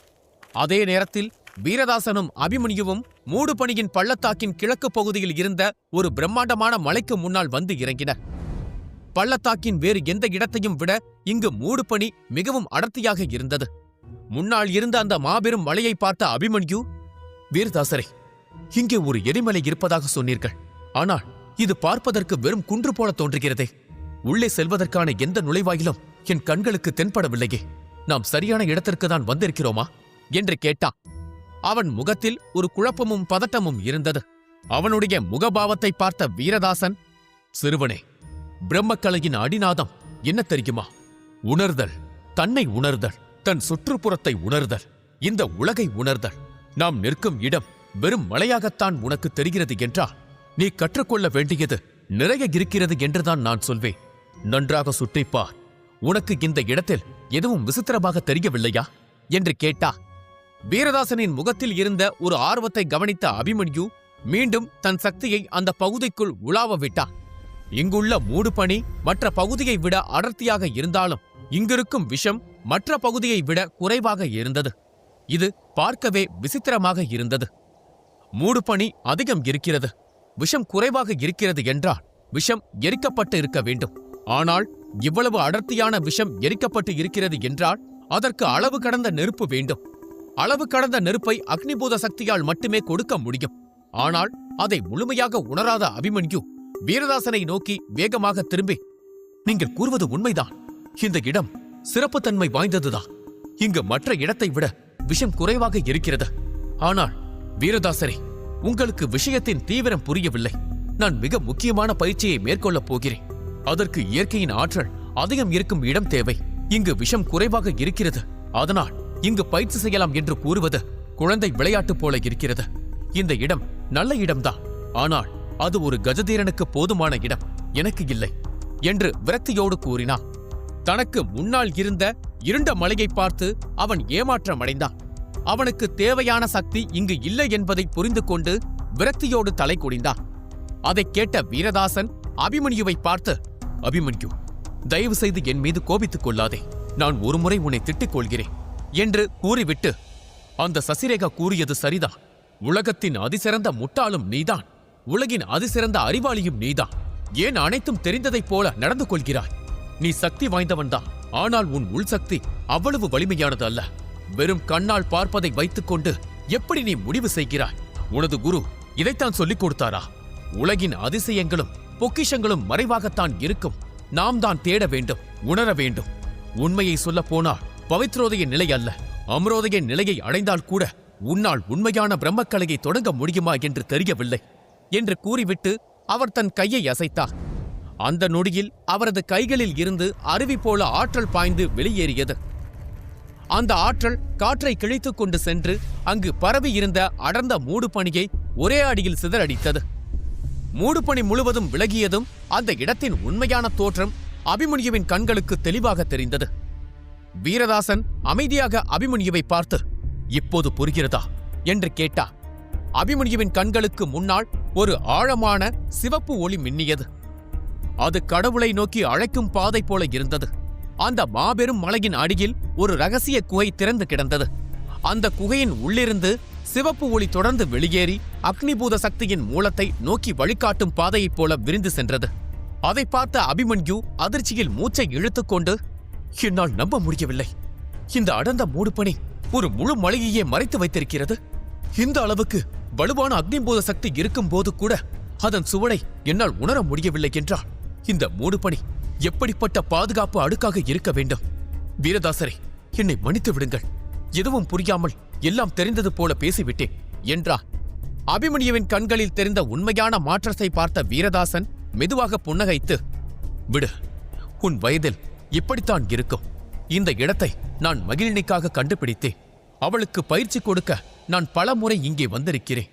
ஆனால் உண்மையை சொன்னால் உன் அளவுக்கு அவளிடம் திறமை இல்லை. உன் குருவை நினைத்து எனக்கு பொறாமைதான் வருகிறது. நீ உண்மையிலேயே ஒரு திறமை மிக்க சீடன் என்றார். அவர் கண்களில் ஒரு ஆசையும் சொல்ல முடியாத ஒரு ஏக்கமும் தெரிந்தது. அவரது வருத்தத்தை பார்த்த அபிமன்யு புன்னகைத்து, வீரதாசரே, நாம் உள்ளே செல்லலாமா என்று கேட்டா. வீரதாசன் தலையசைக்க அடுத்த நொடியே இருவரும் தங்கள் இறக்கைகளை வலுவாக அடித்துக்கொண்டு அக்னிபூத சக்தி காட்டிய அந்த சிவப்பு ஒளியை பின்தொடர்ந்து மிக வேகமாக முன்னேறி பறந்தனர். இருவரும் வேகமாக பயணித்துக் கொண்டிருந்த வேளையில் வீரதாசன் ஏதோ ஒன்றை உணர்ந்து சற்றென்று நின்றார். அவர் நிற்பதைக் கண்ட அபிமன்யு பதட்டத்துடன், என்ன ஆயிற்று என்று கேட்டா. ஆனால் எதுவும் பேசாத வீரதாசர் அபிமன்யுவை கண்ணால் மட்டும் எச்சரித்தபடி மெதுவாக முன்னோக்கி நகர்ந்தார். வீரதாசன் மெதுவாக முன்னே நடந்தார். அபிமன்யுவும் மூச்சை அடக்கிக் கொண்டு அவர் பின்னால் எச்சரிக்கையுடன் சென்றார். குகைக்குள் ஒரு அடி வைத்த நொடியில் அபிமன்யு தன் உடலை சுற்றி அக்னிபூத சக்தி புயல் போல சுழல்வதை உணர்ந்தார். அந்த ஆற்றல் அவன் நரம்புகள் வரை ஊடுருவ முயன்றது. அவன் உடல் முழுவதும் ஒரு வெப்பநிலை பரவியது. அபிமன்யுவின் முகத்தில் ஒரு சிறிய புன்னகை தோன்றியது. அதை கவனித்த வீரதாசன் உடனே கை உயர்த்தி சைகை செய்தார். அமைதியாக இரு. இங்கே உணர்ச்சி காட்டினால் உயிரோடு திரும்ப முடியாது. அவர் குரலில் இருந்த கடுமை இந்த இடம் சாதாரணமானது அல்ல என்பதை காட்டியது. இன்னும் கொஞ்ச தூரம் சென்றால் ஒரு கல்மேடை இருக்கும். அதுதான் பயிற்சிக்கு ஏற்ற இடம். ஒரு முறை அரிய மூலிகைகளை தேடி வந்தபோது தற்செயலாக இந்த இடத்தை கண்டுபிடித்தேன். அப்போது இங்கிருந்த அக்னிபூத சக்தி ஒரு பஞ்சபூத வீரனை உருவாக்கும் அளவுக்கு வலுவாக இருந்தது. ஆனால் இப்போது என்று சொல்லிவிட்டு அவர் ஒரு நொடி மௌனமானார். அந்த மௌனம் அபிமன்யுவின் மனதை கனமாக அழுத்தியது. இப்போது அந்த சக்தி குறைந்து இருக்கிறது. இது இயற்கைக்கு எதிரானது. நாள் செல்ல செல்ல இந்த இடத்தின் சக்தி அதிகரிக்க வேண்டும். ஆனால் அது குறைந்திருக்கிறது என்றால் இங்கே ஏதோ பெரிய மாற்றம் நடந்திருக்கிறது. அது நமக்கு நன்மை தரலாம், அல்லது உயிரையே வாங்கும் ஆபத்தாக கூட மாறலாம். அதனால் ஒவ்வொரு அடியும் கவனமாக வை என்று எச்சரித்தார். இதை கேட்ட அபிமன்யு ஆச்சரியப்பட்டான். அதே நேரத்தில் பயமும் கொண்டான். அவன் மெதுவாக அடியெடுத்து வைத்து உள்ளே சென்றான். அவன் உள்ளே செல்லச் செல்ல அக்னிபூத சக்தி மேலும் மேலும் வலுப்பெற்றது. அவன் உடல் லேசாக எரிய தொடங்கியது. ஆனால் அவன் அந்த சக்தியை உறிஞ்சவில்லை. அதற்கு பதிலாக அவன் தன்னை சுற்றி ஒரு ஆற்றல் கவசத்தை உருவாக்கினான். இங்குள்ள ஆற்றல் அக்னிபூத சக்தியின் சிதறல் என்றால் எரிமலை குழம்பை உருவாக்கும். அப்படி அது வெடித்தால் அது 10 மைல் தொலைவிற்குள் இருக்கும் அனைத்தையும் எரித்து சாம்பலாக்கிவிடும் என்று தாமா அவனிடம் கூறியிருந்தார். ஒரு பவித்ரோதய வீரனால் கூட அத்தகைய வெடிப்பிலிருந்து தப்பிக்க முடியாது. அபிமன்யு இன்னும் பவித்ரோதய நிலையை அடையவில்லை. அவன் இன்னும் கஜசூர நிலையில்தான் இருக்கிறான். போரின் போது தற்காலிகமாக அவனது பலம் உயர்ந்ததே தவிர அவன் இன்னும் முழுமையாக பவித்ரோதய நிலையை அடையவில்லை. அப்போது வீரதாசன் ஒரு இடத்தை சுட்டிக்காட்டி, அபிமன்யு, அதுதான் நான் சொன்ன அக்னி மேடை என்றார். அந்த இடத்தை பார்த்ததும் அபிமன்யுவின் முடிகள் சிலிர்த்தன. வீரதாசனும் அபிமன்யுவும் அக்னிபூத எரிமலையை வந்தடைந்தனர். அங்கிருந்த ஒரு அக்னி மேடையை வீரதாசன் சுட்டிக்காட்டினார். அதை பார்த்தவுடன் அபிமன்யுவின் கண்கள் விரிந்தது. அவனது முடிகள் சிலிர்த்து எழுந்தன. ஏனென்றால் வீரதாசன் சுட்டிக்காட்டிய அந்த அக்னி மேடை கொதிக்கும் எரிமலை குழம்பிற்கு மேலே மிதந்து கொண்டிருந்த ஒரு பிரம்மாண்டமான பாறை. கொதிக்கும் எரிமலை குழம்பு கடல் அலை பாறையில் அடிப்பதைப் போல அந்த மேடை மீது அடிக்கடி மோதிக்கொண்டிருந்தது. எரிமலை குழம்பின் வெப்பத்தால் அந்த பாறை எப்போது வேண்டுமானாலும் உருகி ஓடிவிடலாம் என்று தோன்றியது. ஒருவேளை அது உருகவில்லை என்றாலும் அதன் மேல் நிற்கும் போது கீழிருந்து பாயும் வெப்பம் மேலே நிற்பவரை எரித்து சாம்பலாக்கிவிடும். அதன் பிறகு அபிமன்யு உடல் மட்டுமல்ல, அவனது எலும்பு கூட மிஞ்சாது. அபிமன்யுவிடம் நிலபூத சக்தி இருந்தாலும் இந்த எரிமலைக்குள் இருந்த அக்னிபூத சக்தியின் வீரியம் அவனை பயமுறுத்தியது. அதற்கு காரணம் அவனது உள்சக்தி பலவீனமாக இருந்தது. அதனால் அவனால் தனது நிலபூத சக்தியை கூட முழுமையாக பயன்படுத்த முடியவில்லை. நிலபூத சக்தியின் முழுமையான சக்தியை நான் பயன்படுத்த வேண்டும் என்றால் நான் என் சக்தியை கூடிய விரைவில் அதிகரிக்க வேண்டும் என்று அபிமன்யு தனக்குள் நினைத்துக் கொண்டான். அவன் திரும்பி வீரதாசனை பார்த்தான். வீரதாசன் அவனை பார்த்து, இது குழந்தைகளுக்கான விளையாட்டு இல்லை என்று நான் நம்புகிறேன். நீங்கள் கேட்டதைப் போல இயற்கையின் ஆற்றல் அதிகம் இருக்கும் வேறு இடங்கள் எனக்கு தெரியாது. எனக்கு தெரிந்தது எல்லாம் கொஞ்சமாக எரிமலை குழம்பு ஓடும் இந்த அற்பமான இடம் மட்டும்தான். அதனால் என்னை மன்னித்து விடுங்கள். அடுத்த முறை இதைவிட வீரியமான இடத்திற்கு கண்டிப்பாக நான் உங்களை அழைத்து செல்கிறேன். இது நான் கொடுக்கும் வாக்குறுதி என்றார். அதை கூறும்போது அவர் முகத்தில் இருந்த சிரிப்பிற்கு அளவே இல்லை. அவர் மனதிற்கு உள்ளேயும் வெளியேயும் வெடித்து சிரித்தார். அபிமன்யுவுக்கு என்ன சொல்வது என்றே தெரியவில்லை. அவன்தான் அவரிடம் இயற்கையின் ஆற்றல் கொட்டி கிடக்கும் இடத்திற்கு கூட்டி செல்லுங்கள் என்று சொன்னான். இந்த இடத்தை காட்டிய போது குழந்தை விளையாட்டு என்றும் கூறினான். இப்போது அதே குழந்தை விளையாட்டை ஆடலாமா வேண்டாமா என்று அவன் தவித்துக் கொண்டிருந்தான். நீண்ட நேர யோசனைக்குப் பிறகு ஆழ்ந்த மூச்சை உள்ளே இழுத்து அபிமன்யு ஒரு முடிவுக்கு வந்தான். அவனது லட்சியம் பெரிது. அப்படியென்றால் அவன் சந்திக்க வேண்டிய ஆபத்தும் பெரிதாகத்தான் இருக்க வேண்டும். அதனால் அவன் ஒரு தீர்க்கமாக யோசித்து அந்த பாறை மீது தியானம் செய்ய முடிவெடுத்தான். அவன் முன்னோக்கி பாய்ந்து எரிமலை குழம்புக்கு மத்தியில் மிதந்து கொண்டிருந்த பாறையின் மீது தரையிறங்கினான். அவன் அந்த மேடை மீது இறங்கிய அந்த நொடியே உருகி ஓடும் எரிமலை குழம்பில் இருந்து வெளியேறும் நெருப்பாற்றல் தன்னை சுட்டரிப்பதை அவன் உணர ஆரம்பித்தான். அனைத்தையும் அடக்கிக் கொண்டு ஒரு நீண்ட பெருமூச்சு விட்டு தன் விரலில் அணிந்திருந்த மோதிரத்திலிருந்து ஒரு சிவப்பு கிழிந்த காகிதத் துண்டை அவன் வெளியே எடுத்தான். அது வேதாள குலத்தின் இரத்த பனிமூட்ட பெருங்கடல் நுட்பம். அபிமன்யு தனது பயிற்சியை தொடங்குவதைக் கண்ட வீரதாசன் அமைதியாக பின்வாங்கினார். அதே நேரத்தில் காட்டின் மற்றொரு மூலையில் விஷ ஆற்றல் நிறைந்த மூடுபனி பகுதிக்குள் இருக்கும் ஒரு குகைக்குள் பாதி மனிதன் மற்றும் பாதி பாம்பாக இருக்கும் சராயுவோடு சசிரேகா மெல்ல நடந்து சென்றார். வீரதாசனை போன்ற சக்தி வாய்ந்தவர்கள் கூட நுழைய துணியாத ஆபத்து நிறைந்த அந்த குகைக்குள் சசிரேகாவும் சராயுவும் எதை பற்றியும் கவலைப்படாமல் ஒரு பூந்தோட்டத்திற்குள் நுழைவதைப் போல உற்சாகத்தோடு நுழைந்தனர். அப்போது சராயுவின் கண்கள் சிவப்பு நிறத்தில் ஒளிரும் ஒரு தாமரை மலர் மீது விழுந்தது.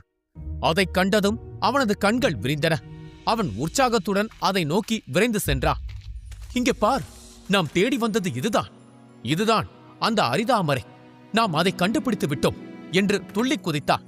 அசாதாரணமான ஒன்றை செய்து முடித்ததைப் போல அவன் பெருமையுடன் சசிரேகாவை பார்த்தான். அவன் முகத்தில் கர்வமும் ஆணவமும் நிறைந்தது. அபிமன்யுவின் வளர்ச்சியே நம் கையில்தான் இருக்கிறது என்ற பெருமையோடு சராயு அந்த அரிதாமரையை நோக்கி சென்றான். அவன் அதை பறிக்க முயன்ற அந்த நொடி ஒரு விசித்திரமான சக்தி திடீரென்று அதை உள்ளே இழுத்துக் கொண்டது. சராயுவின் கையில் சில இலைகள் மட்டுமே எஞ்சி இருந்தன.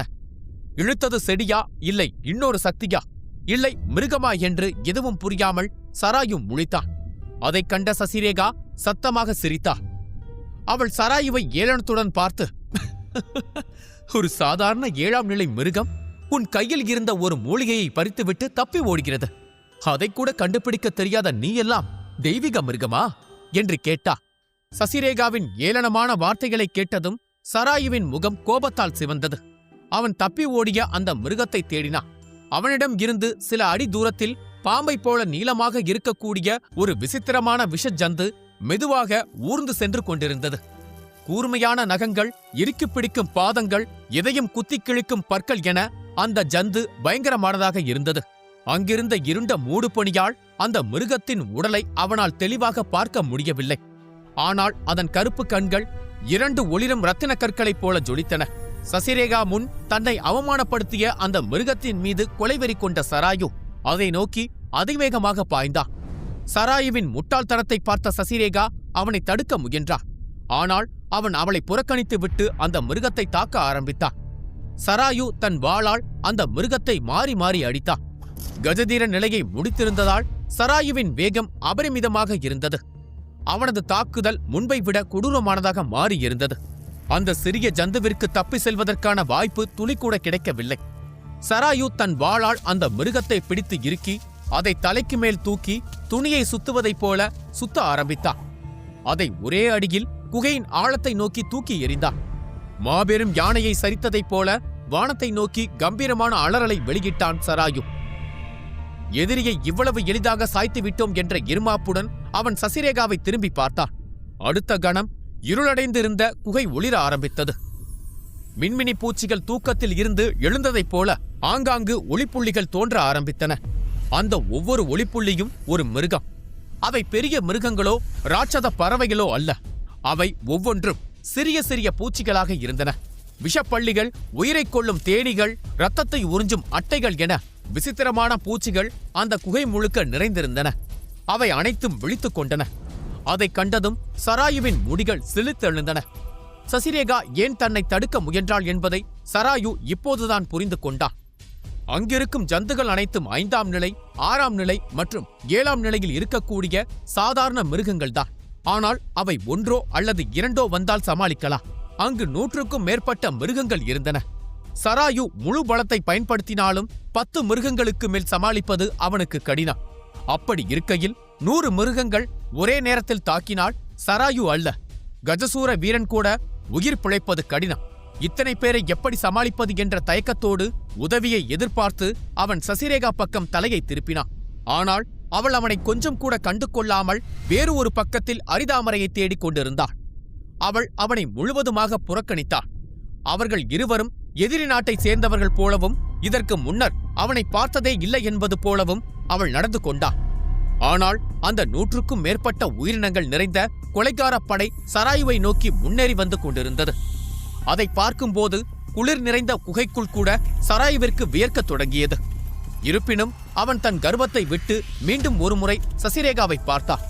அவள் அரிதாமரையை பறிப்பதில் கவனம் செலுத்தியிருந்தாள். இதற்கிடையில் அங்கிருந்த பல விஷப்பள்ளிகள் தங்கள் முதல் தாக்குதலை தொடங்கின. சராயு கொஞ்சம் கூட யோசிக்காமல் அலறி அடித்துக்கொண்டு ஓட ஆரம்பித்தான். அந்த பள்ளிகள் அவனை துரத்த ஆரம்பித்தது. சராயு அந்த குகையை சுற்றி சுற்றி ஓடினான். ஆனால் அந்த குகை மிக குறுகியதாக இருந்ததால் சராயு அடிக்கடி பாறையிலும் சுவற்றிலும் மோதி தன்னைத்தானே காயப்படுத்திக் கொண்டான். அங்கிருந்த பூச்சிகளில் ஒன்று கூட அவனை இன்னும் தாக்கவில்லை. ஆனால் அவனது உடலில் ஏற்கனவே எண்ணற்ற காயங்கள் தோன்றத் தொடங்கின. அந்த சமயத்தில் எங்கிருந்தோ வந்த தாக்குதல் ஒன்று சரியாக அவனது முதுகுத்தண்டில் இறங்கியது. அவனது உடலில் இருந்த சக்தி கவசம் உருகத் தொடங்குவதை அவன் உணர ஆரம்பித்தான். சசிரேகாவையும் தனது துரதிருஷ்டத்தையும் சபித்துக் கொண்டே சராயு மீண்டும் அலறி அடித்துக்கொண்டு ஓடினான். அதே நேரத்தில் சசிரேகா தனக்கு முன்னால் இருந்த கருப்பு நிற அரிதாமரையை கூர்மையான கண்களுடன் கவனமாக பரிசோதித்துக் கொண்டிருந்தாள். அவள் கண் முன்னால் எண்ணற்ற தாமரைகள் இருந்தது. குலசேகரன் கூறியது சரிதான். எண்ணற்ற தாமரைகள் இங்கு இருக்கிறது. அனைத்துமே விஷத்தன்மை வாய்ந்தது. ஆனால் அதில் ஒன்றே ஒன்று மட்டும்தான் நாம் தேடும் அரிதாமரை. அதை சீக்கிரமாக கண்டுபிடிக்க வேண்டும் என்று கூறிக்கொண்டு அவள் கவனமாக தேடினாள். குலசேகரன் கூறியதைப் போல அவள் விஷத்தை உறிஞ்ச முடிவு செய்தாள். அவள் கண்களை மூடி ஒரு முத்திரையை உருவாக்கத் தொடங்கினாள். அவளை சுற்றியிருந்த அனைத்து தாமரைகளும் தன் சக்தியை இழந்து கருகி கீழே விழத் தொடங்கின. ஒவ்வொரு மலராக கீழே விழுந்தது. அதில் இருக்கும் சக்திகள் ஆவியாக மாறி சசிரேகாவுடைய உடலுக்குள் நுழையத் துவங்கின. அதைக் கண்ட சராயு மேலும் மேலும் கோபம் கொண்டா. நான் உயிரை கையில் பிடித்து ஓடிக்கொண்டிருக்கிறேன். இவள் தன் சக்தியை பெருக்கிக் கொண்டிருக்கிறாள். அபிமன்யு சொன்னது சரிதான். இவள் தந்திரக்காரி. இவளை ஏதாவது ஒன்று செய்ய வேண்டும் என்று முடிவெடுத்து அவன் திரும்பி பார்த்தான். எண்ணற்ற விஷ ஜந்துக்கள் அவனை துரத்திக் கொண்டு வந்தன. அவன் சட்டென நின்று தன் பாதையை மாற்றினான். சசிரேகாவை நோக்கி அலறி அடித்துக்கொண்டு ஓட ஆரம்பித்தான். தங்களது இரை தப்பிக்க முயற்சிப்பதைக் கண்ட மிருகங்கள் தங்கள் கோர வாய்களை திறந்து அலற ஆரம்பித்தன. காதை கிழிக்கும் ஒரு அலறல் சத்தம் 8 திக்கும் எதிரொலித்தது. அந்த அலறல் சத்தம் ஒரு தாக்குதலாக மாறி சராயுவை மீண்டும் மீண்டும் தாக்கியது. சராயுவின் நாகசக்கர புள்ளிகளில் இருந்து ரத்தம் வழிய ஆரம்பித்தது. சராயுவின் வாயிலிருந்தும் ரத்தம் கொட்டியது. அவனது வலிமை கொஞ்சம் கொஞ்சமாக குறைய ஆரம்பித்தது. ஆனாலும் அந்த மிருகங்கள் தங்கள் தாக்குதல்களை நிறுத்துவதாக இல்லை. அவை மீண்டும் மீண்டும் கத்திக்கொண்டே இருந்தது. அவற்றின் அலறல் சத்தம் கூர்மையான கத்தியாக மாறி சராயுவின் சக்தி கவசத்தை மாறி மாறி தாக்கியது. சராயுவின் சக்தி கவசம் கண்ணாடி போல வெடித்து சிதறியது. சராயு உடல் முழுக்க ரத்தம் வழிந்தோடியது. அவன் நிலைமை மோசமாகிக் கொண்டே சென்றது. அந்த சமயத்தில் சசிரேகா கண்களை மூடியபடி முத்திரையை உருவாக்கிக் கொண்டிருந்தார். அது சுற்றியிருக்கும் தாமரையில் இருந்து விஷத்தை உறிஞ்சிக் கொண்டே இருந்தது. சராயுவால் நகர முடியவில்லை. அவன் சசிரேகா முன் வந்து தரையில் விழுந்தான். அவனது பார்வை மங்கியது. அவன் சசிரேகாவை வெறுத்து பார்த்தான். அவனது கண்கள் மெதுவாக மூடத் தொடங்கின. திடீரென்று சசிரேகா தன் கண்களை திறந்தாள். நூற்றுக்கணக்கான விஷப்பள்ளிகளை பார்த்த அவள் தன் கைகளில் இருந்த முத்திரையை ஒரு நொடியில் மாற்றினாள். அவளது கண்கள் இரத்த சிவப்பாக மாறியது. அவளது கையில் சிவப்பு நிற நெருப்பு பற்றி எரிய ஆரம்பித்தது. அது நெருப்பு பந்தாக உருமாறிய வேளையில் அவள் அதை அந்த மிருகங்களை நோக்கி தூக்கி எறிந்தாள். வானத்தில் இருந்து நிலத்தை நோக்கி வரும் விண்கல்லைப் போல அந்த நெருப்பு பந்து அந்த மிருகங்களை நோக்கி பாய்ந்து சென்றது. சசிரேகா கொலைக்கு அஞ்சாத கொடூர கொலைக்காரி போல காட்சியளித்தார். திடீரென்று தங்களை நோக்கி வந்த நெருப்பு பந்தை உணர்ந்த விஷ மிருகங்கள் சராயுவை விட்டுவிட்டு தங்கள் பார்வையை சசிரேகா பக்கம் திருப்பின. சராயு விட இந்த பெண்தான் ஆபத்தானவள் என்பதை புரிந்து கொண்ட அந்த மிருகங்கள் தங்கள் சக்திகள் அனைத்தையும் திரட்டி சசிரேகாவை ஒரே அடியில் கொல்ல முடிவு செய்து முழு மூச்சோடு ஒரு கொடூர தாக்குதலை தொடுத்தனர். ஆனால் சசிரேகா அங்கிருக்கும் விஷ மிருகங்களை விட ஆபத்தானவள் என்பதை அந்த மிருகங்கள் உணரவில்லை. நூற்றுக்கணக்கான மிருகங்களின் அலறல்கள் ஆயிரக்கணக்கான அம்புகளாக மாறி சசிரேகாவை பாய்ந்து வந்தன. அதை பார்த்து சசிரேகா கொஞ்சம் கூட பயப்படவில்லை. அவள் கண்களில் ஒரு கொலைக்கார ஒளி மின்னியது. அவள் துரிதமாக தனது சக்தியை விடுவித்து தன்னையும் சராயுவையும் மூடக்கூடிய ஒரு கேடயத்தை உருவாக்கினார். அவளது உடலில் இருந்து அருவி போல கொட்டிய பச்சை நிற சக்தி அவளுக்கு முன்னால் ஒரு கோட்டை சுவர் போல எழுந்து நின்றது. அந்த அம்புகள் ஒவ்வொன்றும் மாறி மாறி இறங்கின. கோட்டை சுவர் அதிர துவங்கியது. ஆனால் ஒரு அம்பால் கூட அதை துளைக்க முடியவில்லை. சராயு கண் விழித்தான். தனக்கு பின்னால் நின்று கொண்டிருந்த சசிரேகாவை பார்த்தான். அவளது பச்சை நிற கண்களும் அவள் கைகளில் திரண்டு நிற்கும் கருப்பு நிற மூடு பணியும் கொலைமோகம் பொங்கி வழியும் அவள் முகமும் அவனை மிரள வைத்தது. அவள் இந்த இடத்தை அழிக்காமல் விடமாட்டாள் என்பதை புரிந்து கொண்ட சராயு வேகமாக ஓடி சென்று அவள் பின்னால் ஒளிந்து கொண்டாள். அவள் தனது 2 கைகளையும் இணைத்து அதை முன்னோக்கி நீட்ட அவளது கைகளில் திரண்டு நின்ற கருப்பு மூடுபனி புயல் வேகத்தில் அந்த மிருகங்களை நோக்கி பாய்ந்தது. கருப்பு மூடுபனி ஒன்றாக இணைந்து சுற்றியிருக்கும் விஷ ஆற்றல் அனைத்தையும் உறிஞ்சி ஒரு பிரம்மாண்டமான கருநாகமாக உருமாறியது. நூற்றுக்கணக்கான விஷப்பூச்சிகளின் சக்தியும் அந்த கருநாகமும் மோதிய தருணத்தில் முழு குகையும் பூகம்பத்தை கண்டதைப் போல நடுங்கியது. அந்த சத்தம் வெளியே இருந்த குலசேகரன் வரை கேட்டது. அந்த மோதலை உணர்ந்ததும் குலசேகரனின் கண்கள் அதிர்ச்சியில் விரிந்தன. இது தேவநிலை தாக்குதல் நுட்பமாயிற்றே, இவர்களால் எப்படி இதை செய்ய முடியும் என்று மிரண்டு போனா. குலசேகரன் இதற்கு முன்பு சசிரேகா சண்டையிடுவதை பார்த்திருந்தாலும் இப்படி ஒரு சக்தியை அவள் கட்டவிழ்த்து அவர் பார்த்ததில்லை. இந்த தாக்குதல் அபிமன்யுவின் பிரம்மசக்கர தாக்குதலைப் போலவே இருந்தது. அந்த குகைக்குள் எத்தனை பயங்கரமான மாயாஜால மிருகங்கள் பதுங்கியிருந்தன என்று யாருக்கும் தெரியாது. குலசேகரனால் உள்ளே செல்ல முடியவில்லை. அதனால் என்ன செய்வது என்று தெரியாமல் கையை பிசைந்து கொண்டு பதட்டத்துடன் அங்குமிங்குமாய் அவர் நடந்து கொண்டிருந்தார். சசிரேகாவும் சராயுவும் அந்த குகையில் இருந்து உயிருடன் வெளியே வருவார்களா? மர்மமும் கற்பனையும் கலந்த இந்த கதையின் அடுத்தடுத்த முடிச்சுகளை அவிழ்க்க இந்திரஜித் தி டிவைன் வாரியர் கதையை பாக்கெட் எஃப்எம்மில் தொடர்ந்து கேளுங்கள்.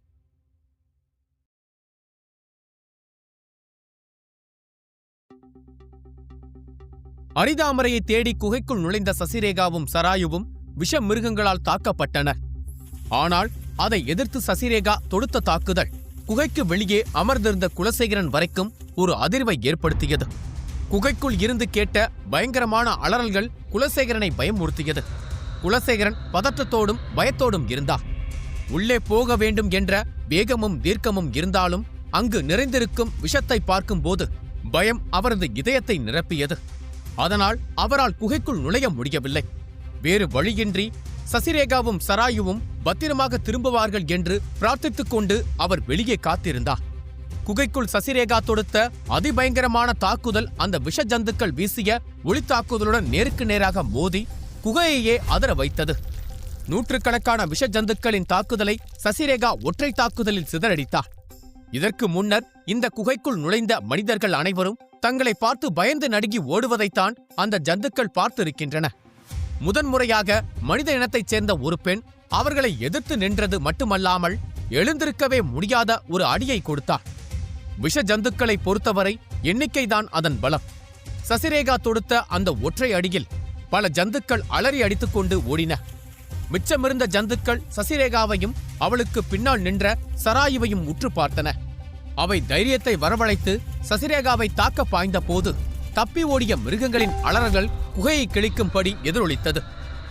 வலுவான மிருகங்கள் அனைத்தும் திரும்பி பார்க்கும் போது தப்பி ஓடிய பலவீனமான மிருகங்கள் ஒவ்வொன்றாக தரையில் விழுந்து துடிக்க ஆரம்பித்தது. என்ன நடக்கிறது என்று கூர்மையாக ஆராய்கையில் அந்த ஜந்துக்களின் உடல் அமில மழையில் நனைந்ததைப் போல அழுக ஆரம்பித்தது. அதன் உடல் சிதைய ஆரம்பித்தது. அதைக் கண்டு வலுவான மிருகங்கள் பயத்துடன் தங்கள் உடல்களை பார்த்தன. அதன் உடல்களும் அழுக துவங்கின. அவர்களது அந்த நிலைக்கு காரணம் சசிரேகா தொடுத்த அந்த ஒற்றை தாக்குதல். சசிரேகா இங்கு வந்ததில் இருந்து இங்கிருக்கும் அனைத்து விஷத்தையும் உறிஞ்சினார். அவள் தேடி வந்த அரிதாமரையை சுற்றி இருந்த கொடூர விஷ செடிகளில் இருந்து அவள் இடைவிடாமல் விஷத்தை உறிஞ்சிக் கொண்டிருந்தாள். அந்த சமயத்தில்தான் சராயுவை அந்த விஷ ஜந்துக்கள் துரத்தி வந்தன. அதைக் கண்டு கோபத்தில் கொதித்தெழுந்த சசிரேகா அங்கிருந்து உறிஞ்சிய விஷத்தையே மூலசக்தியாக பயன்படுத்தி ஒரு கொடூர தாக்குதலை தொடுத்தார். அது கருணாக விஷமாக மாறி அவர்களையே தாக்கியது. அதில் எண்ணற்ற மிருகங்கள் கொல்லப்பட்டன. வலிமை வாய்ந்த மிருகங்கள் மட்டும் காயத்தோடு தப்பின. இந்த விஷயத்தில் ஒரு கூடுதல் நன்மை சசிரேகாவுக்கு கிடைத்தது. அங்கிருந்து விஷ மூடுபனி விலகியது. இப்போது அங்கிருந்த மூடுபனியின் அடர்த்தி மெதுவாக குறைந்திருந்தது.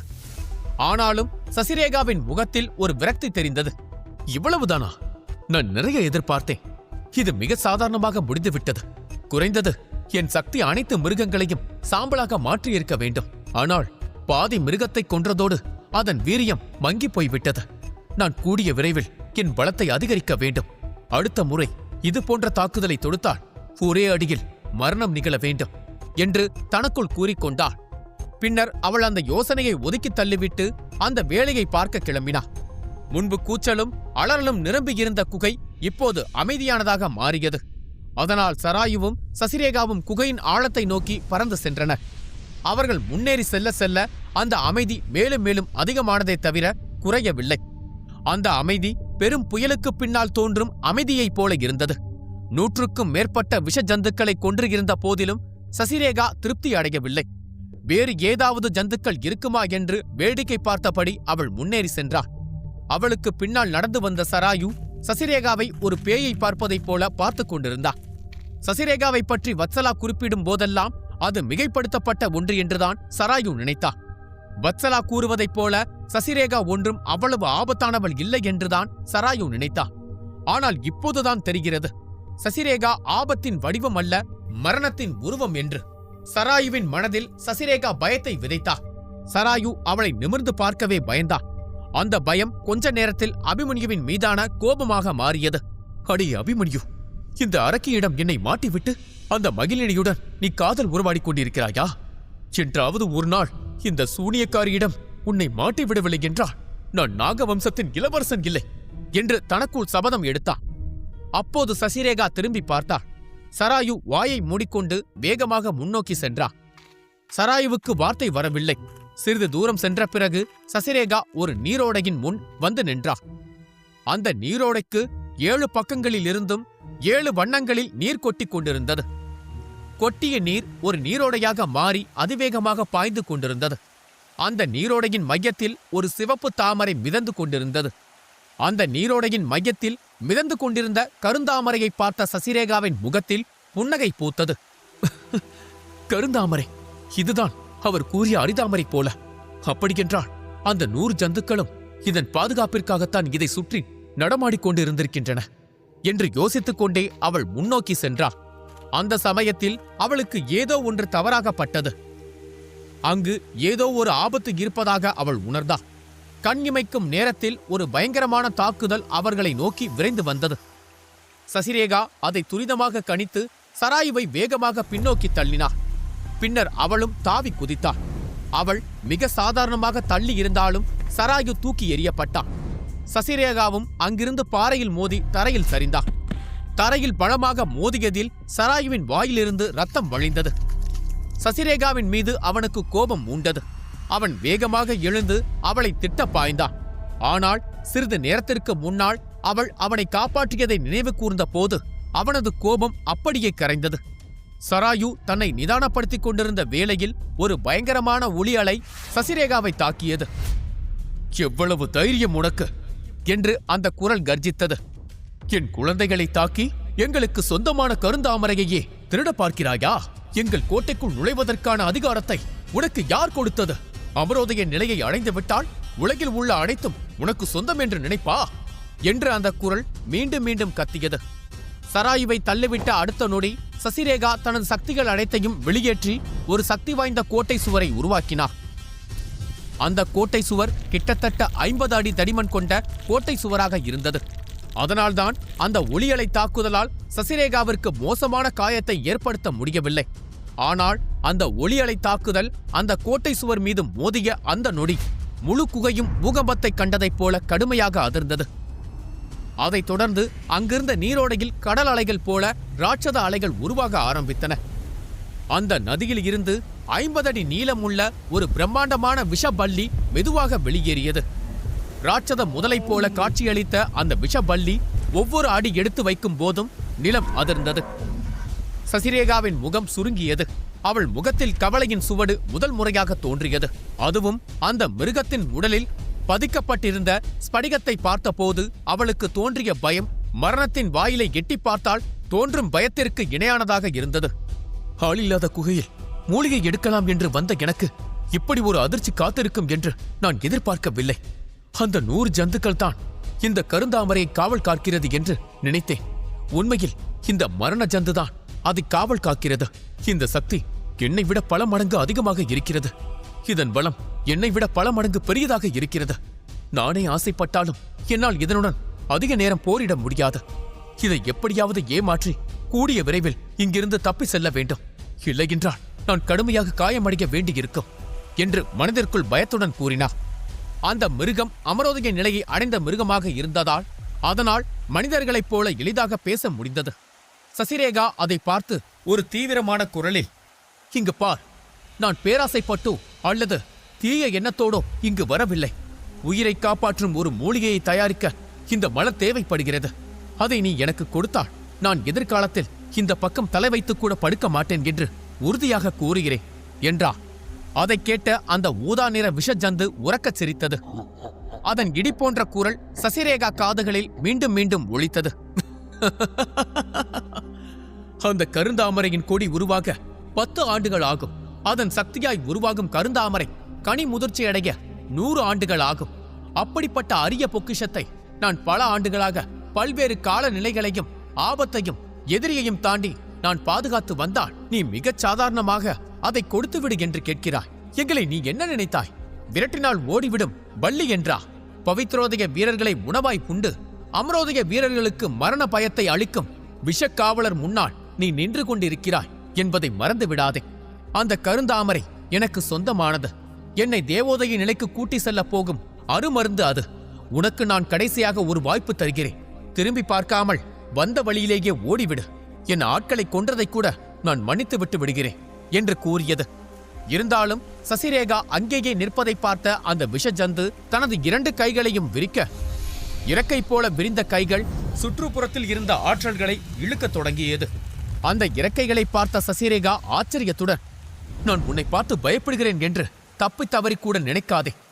உன் சக்தி என்னை விட அதிகமாக இருக்கலாம். ஆனால் உன்னால் என் நிழலை கூட நெருங்க முடியாது. அது உனக்கும் தெரியும். ஆனால் நான் ஒன்றும் அநியாயமாக நடந்து கொள்பவள் அல்ல. நான் உனக்கு ஒரு பொக்கிஷத்தை தருகிறேன். அது நீ விரும்பும் எந்த வகையான பொக்கிஷமாக இருந்தாலும் சரி. பதிலுக்கு நீ இந்த ஒரு மூலிகையை மட்டும் எனக்கு கொடுத்தால் போதும் என்றார். சசிரேகா நம்பிக்கையான கண்களுடன் அந்த மிருகத்தை பார்த்தார். ஆனால் அந்த விஷபல்லி பேச்சுவார்த்தைக்கு பதிலாக தாக்குதலுக்கு தயாரானது. அதன் உடலில் இருந்து அருவி போல சக்தி கொட்ட ஆரம்பித்தது. அது அந்த பல்லியை முழுவதுமாக மூடியது. சிறிது நேரத்திற்கு பிறகு அந்த சக்தி முழுவதுமாக கலைந்தது. அந்த சமயத்தில் ஒரு மனித வடிவ உருவம் அங்கு நின்று கொண்டிருந்தது. கருப்பு நிறத்தில் நிழல் போல இருந்த அந்த மனித உருவத்தின் தேகம் மட்டும் விஷபல்லியின் தேகம் போல இருந்தது. செதில் செதிலாக இருந்த தோளும் கூர்மையாக இருந்த விரல்களும் அந்த மனித உருவத்தை விசித்திரமாக காட்டியது. அது சசிரேகாவை உற்று பார்த்து கொடூரமான புன்னகையுடன், அப்படியானால் நீ என்னுடன் ஒரு ஒப்பந்தம் செய்ய விரும்புகிறாய், சரிதானே? ஒப்பந்தத்திற்கு என்ன பொருள் வேண்டுமென்று நானே முடிவு செய்யலாம், சரிதானே? நான் எந்த பொருளை கேட்டாலும் உன்னால் கொடுக்க முடியுமா என்று கேட்டது. அதை கேட்ட சசிரேகா முகம் சுளித்து, என்ன பொருள் என்று கேட்டா. அந்த மனித ஜந்து சிரித்துக்கொண்டே, மூலிகையை உன் நண்பனிடம் கொடுத்து அனுப்பிவிட்டு நீ இங்கேயே என்னுடனேயே தங்கிவிடு. நான் கூடிய விரைவில் தேவோதய நிலையை அடைந்து முழுமையாக மனிதனாக மாறிவிடுவேன். அப்போது நான் ராஜாவாகவும் நீ ராணியாகவும் இந்த மதிமங்கல காட்டை ஆளலாம் என்றது. இந்த வார்த்தைகளை கேட்டதும் சராயுவின் கண்கள் அதிர்ச்சியில் விரிந்தன. இதற்கிடையில் சசிரேகாவின் முகம் கோபத்தால் இருண்டது. அவளது உடலில் இருந்து விஷசக்தி புகை போல வெளியேறியது. அவளுடைய கைகளும் இறக்கைகள் போல உருமாறத் துவங்கியது. சசிரேகா கொலைவெறியுடன் அந்த மனித ஜந்துவை பார்த்து, யாரை பார்த்து என்ன கேள்வி கேட்டாய்? உயிர் மீது ஆசை இல்லாத உனக்கு மரணம் என்றால் என்னவென்று காட்டுகிறேன் என்று கர்ஜித்தாள்.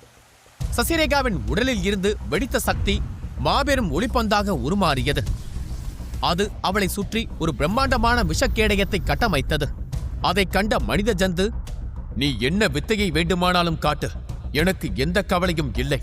முன்னர் நான் உனக்கு கொடுத்த வாய்ப்பும் இப்போது பறிப்போய் விட்டது. இனி ஒப்பந்தமே இல்லை, நீ இங்கேயேதான் இருக்கப் போகிறாய் என்று ஆணவத்துடன் கூறியது. அந்த மிருகத்தின் உடலில் இருந்து ஊதா நிற ஆற்றல் காட்டாறு போல வெளியே பாய்ந்தது. அதன் தலையில் இருந்த ஸ்படிகம் பிரகாசமாக ஒளிரத் தொடங்கியது. நீல அலைகள் அந்த மனித ஜந்துவை சுற்றி பரவ ஆரம்பித்தன. அந்த மிருகம் தாக்க தயாராகுவதைக் கண்ட சசிரேகா சராயுவை பார்த்து முறைத்து, என்ன பார்த்து கொண்டிருக்கிறாய்? கருந்தாமரையை எடுத்துக்கொண்டு வேகமாக இங்கிருந்து வெளியேறு என்று கத்தினார். அதே நேரத்தில் சசிரேகா தன் உடலை விஷ ஆற்றலால் ஆன கருப்பு கவசத்தால் மூடிக்கொண்டு தன் கைகளால் முத்திரைகளை உருவாக்கத் தொடங்கினார். சில கணங்களில் அந்த முத்திரைகள் ஒரு பிரம்மாண்டமான சக்தி சுழலாக மாறின. பின்னர் அந்த சுழலை அந்த மனித ஜந்து மீது சசிரேகா ஏவினார். தன்னை நோக்கி வரும் சக்தி சுழலைக் கண்ட மனித ஜந்து ஒரு மாபெரும் கோட்டை சுவரை உருவாக்கியது. சசிரேகாவின் தாக்குதல் அதில் மோதி ஒரு பயங்கரமான வெடிப்பு ஏற்பட்டது. திடீரென்று சசிரேகா பின்னால் இருந்து மற்றொரு தாக்குதல் வருவதை உணர்ந்தார். அவள் வேகமாக பின்னோக்கி பறந்தார். அவள் சுவரில் மோதி தரையில் சரிந்து மயிரிழையில் உயிர் தப்பினார். இந்த தாக்குதலை அவள் ஏற்கனவே எதிர்பார்த்திருந்தாள். அதனால் அவள் சுதாரிப்புடன் இருந்தாள். இதன் வேகம் நான் எதிர்பார்த்ததை விட அதிகமாக இருக்கிறது என்று வியப்புடன் கூறினார். பின்னர் அவள் திரும்பி சராயுவை பார்த்தாள். அவள் கருந்தாமரையை பறிக்க முன்னோக்கி சென்றாள். அதைக் கண்ட அந்த மனித ஜந்து தனது வாளை வீசி சராயுவை தாக்க ஆரம்பித்தது. அதைக் கண்ட சசிரேகா துரிதமாக ஒரு கேடய சுவரை உருவாக்கி சராயுவை காப்பாற்றினார். ஆனால் அந்த தாக்குதல் சுவரை உடைத்துக்கொண்டு சசிரேகாவின் மீது இறங்கியது. அவள் மீண்டும் பின்னோக்கி தூக்கி வீசப்பட்டாள். அதைக் கண்ட சராயு மிக வேகமாக பாய்ந்து அவளை பிடித்தார். அதைக் கண்ட சசிரேகா கோபத்துடன், எனக்கு உதவுவதற்கு பதிலாக அந்த மூலிகையை எடுத்துக்கொண்டு இங்கிருந்து தப்பித்து ஓடு. என்னால் இந்த ஜந்துவை அதிக நேரம் தடுத்து நிறுத்த முடியாது. நீ தப்பி ஓடிய பிறகு நானும் வெளியே ஓடி வருவேன். அங்கேயும் இந்த மிருகம் வந்தால் நானும் குலசேகரனும் இதை தோற்கடித்து விடுவோம் என்று கத்தினார். கருந்தாமரையை எடுத்து செல்லும்படி சராயுவிடம் கூறிவிட்டு சசிரேகா அந்த மனித ஜந்துவை தனியாளாக எதிர்கொண்டார். சராயு கருந்தாமரையை நோக்கி செல்வதைக் கண்ட அந்த மனித ஜந்து காடே அதிரும்படி ஒரு கூர்மையான அலறலை வெளிப்படுத்தியது. இந்த முறை அந்த சத்தம் நேரடியாக தாக்குதலாக மாறவில்லை. மாறாக 10க்கும் மேற்பட்ட விஷ ஜந்துக்களை அழைத்தது. அந்த ஜந்துக்கள் நீரோடையில் இருந்து வெளியே பாய்ந்து சராயுவை தாக்கத் தொடங்கின. இதைக் கண்ட சசிரேகா அவனுக்கு உதவ விரைந்த போது திடீரென்று ஒரு பிரம்மாண்டமான ஊதா நிற நிழல் அவள் முன் தோன்றியது. அந்த மனித ஜந்து அவளை விடுவதாயில்லை. அது தன் கோரவாயை திறந்து மீண்டும் ஒரு அலறலை வெளியிட்டது. அந்த மனித ஜந்து சப்தத்தை தாக்குதலாக மாற்றுவதில் கைதேர்ந்ததாக இருந்தது. அதன் ஒவ்வொரு தாக்குதலும் காதை கிழித்து இதயத்தை நொறுக்கக்கூடியதாக இருந்தது. ஒரு பக்கம் சப்த தாக்குதலால் சசிரேகா தடுமாறினார். இன்னொரு பக்கம் 10க்கும் மேற்பட்ட விஷபல்லிகளால் சராயு தாக்கப்பட்டார். சசிரேகா கவனம் முழுக்க சராயு மீது இருந்தது. சராயு தாமரையை எடுத்துக்கொண்டு இங்கிருந்து வெளியேறினால்தான் அவளால் இதிலிருந்து தப்பிக்க முடியும். சசிரேகாவின் கவனம் முழுக்க அந்த நாகத்தின் மீது இருப்பதைக் கண்ட அந்த ஊதா நிற மிருகம் மீண்டும் தனது உண்மையான உருவத்தை எடுத்தது. பின்னர் முழு வலிமையோடு சசிரேகாவை நோக்கி தனது தாக்குதலை தொடுத்தது. சசிரேகா தூக்கி எறியப்பட்டாள். அவள் சுவரில் மோதி தரையில் விழுந்தாள். அவளது வாயிலிருந்து ஒரு வேதனையான அலறலும் இரத்தமும் கசிந்தது. தனது தாக்குதலால் சசிரேகா காயமடைந்ததைக் கண்ட அந்த மனித ஜந்து உற்சாகத்தில் துள்ளி குதித்தது. அது அதோடு நிற்காமல் மீண்டும் மீண்டும் தாக்கியது. அது தனது பிரம்மாண்டமான வாயை திறந்து ஒரு ஊதா நிற ஒளிக்கற்றையை வீசியது. அது மீண்டும் சசிரேகாவை தாக்கி இன்னொரு சுவரை நோக்கி தூக்கி எறிந்தது. இம்முறை மோதியதில் அவள் பாறையை உடைத்து ஒரு ஆழமான துளையை உருவாக்கினாள். சசிரேகா மீது நடந்த இந்த கொடூரமான தாக்குதலைக் கண்ட சராயு கோபத்தில் கொதித்தெழுந்தான். அவன் தனது உண்மையான ரூபத்தை எடுக்க துவங்கினான். அடுத்த நொடி அவன் 50 அடி நீளமுள்ள ராஜநாகமாக மாறினான். அவனது உடல் பச்சை மற்றும் கருப்பு நிற ஒளிக்கோடுகளால் மின்னத் துவங்கியது. மனித ஜந்து வீசிய ஊதா நிற ஒளிக்கற்றையை தனது பச்சை நிற விஷப்புகையால் சராயு தாக்கத் துவங்கினான். உண்மையில் சசிரேகா ஏற்கனவே அங்கிருந்த பெரும்பாலான விஷ பல்லிகளை கொன்று இருந்தார். பலவற்றை கடுமையாக காயப்படுத்தியிருந்தார். இதன் விளைவாக அவை அனைத்தும் ஒன்று சேர்ந்தாலும் அவற்றால் சராயுவுக்கு ஒரு பெரிய அச்சுறுத்தலை ஏற்படுத்த முடியாது. சராயுவின் பலமே அவனது பிரம்மாண்டமான உடல்தான். அவன் அதை தனக்கு சாதகமாக பயன்படுத்தி தனது வாளால் எதிரே நின்ற அனைத்து பல்லிகளையும் தாக்க ஆரம்பித்தான். அப்போது அவனது பார்வை அந்த மனித ஜந்து மீது விழுந்தது. சராயு தனது முழு பலத்தையும் திரட்டி தனது வாளால் அந்த மிருகத்தை தாக்க ஆரம்பித்தான். அந்த பயங்கரமான தாக்குதல் தன்னை நோக்கி வருவதைக் கண்ட அந்த ஊதா மிருகம் மற்றொரு சப்த தாக்குதலை வெளியேற்றியது. அந்த தாக்குதல் சராயுவின் இதயத்தை குறிவைத்து பாய்ந்தது. சராயு வேகமாக ஒரு கேடயத்தை கட்டமைத்து அதில் இருந்து தப்பிக்க முயன்றாலும் அந்த தாக்குதலின் வலிமை அவனை பின்னோக்கி தூக்கி எறிந்தது. சராயு பின்னோக்கி பறந்து அருவியில் மோதி விழுந்தான். சராயுவின் உடல் முழுவதும் எண்ணற்ற காயங்கள் தோன்றின. அவனது உடலில் இருந்து ரத்தம் கொட்டியது. அந்த ரத்தம் நீரோடையில் கலந்து நீரோடையை சிவப்பாக மாற்றியது. சராயு அந்த நீரோடையில் இருந்து மெதுவாக எழுந்து நின்றான். அந்த விஷ ஜந்து அவனை தாக்க தயங்கியது. ஏனென்றால் சராயு இப்போது தண்ணீரில் இருக்கின்றான். இப்போது அவனை தாக்கினால் அவனோடு சேர்ந்து கருந்தாமரையும் அழிய வாய்ப்பிருக்கிறது. அதனால் தனது வெறியை குறைத்துக் கொண்ட விஷ ஜந்து அங்கிருந்த மற்ற பல்லிகளை பார்த்து சராயுவை தாக்குமாறு கட்டளையிட்டது. தங்கள் தலைவனின் கட்டளையை பின்பற்றி அந்த பல்லிகள் அவன் மீது சப்த தாக்குதலை தொடுக்க ஆரம்பித்தன. ஆனால் இந்த முறை சராயு சுதாரித்துக் கொண்டான். அவன் எதிர்த்தாக்குதல் தொடுப்பதற்கு பதிலாக தண்ணீருக்கு அடியில் மறைந்து கொண்டான். சராயு நீருக்கு அடியில் மூழ்குவதைக் கண்ட விஷஜந்துவின் கோபம் அதிகரித்தது. என்ன ஆனாலும் பரவாயில்லை என்ற அந்த விஷஜந்து நீரோடைக்குள் குதிக்க முயன்றது.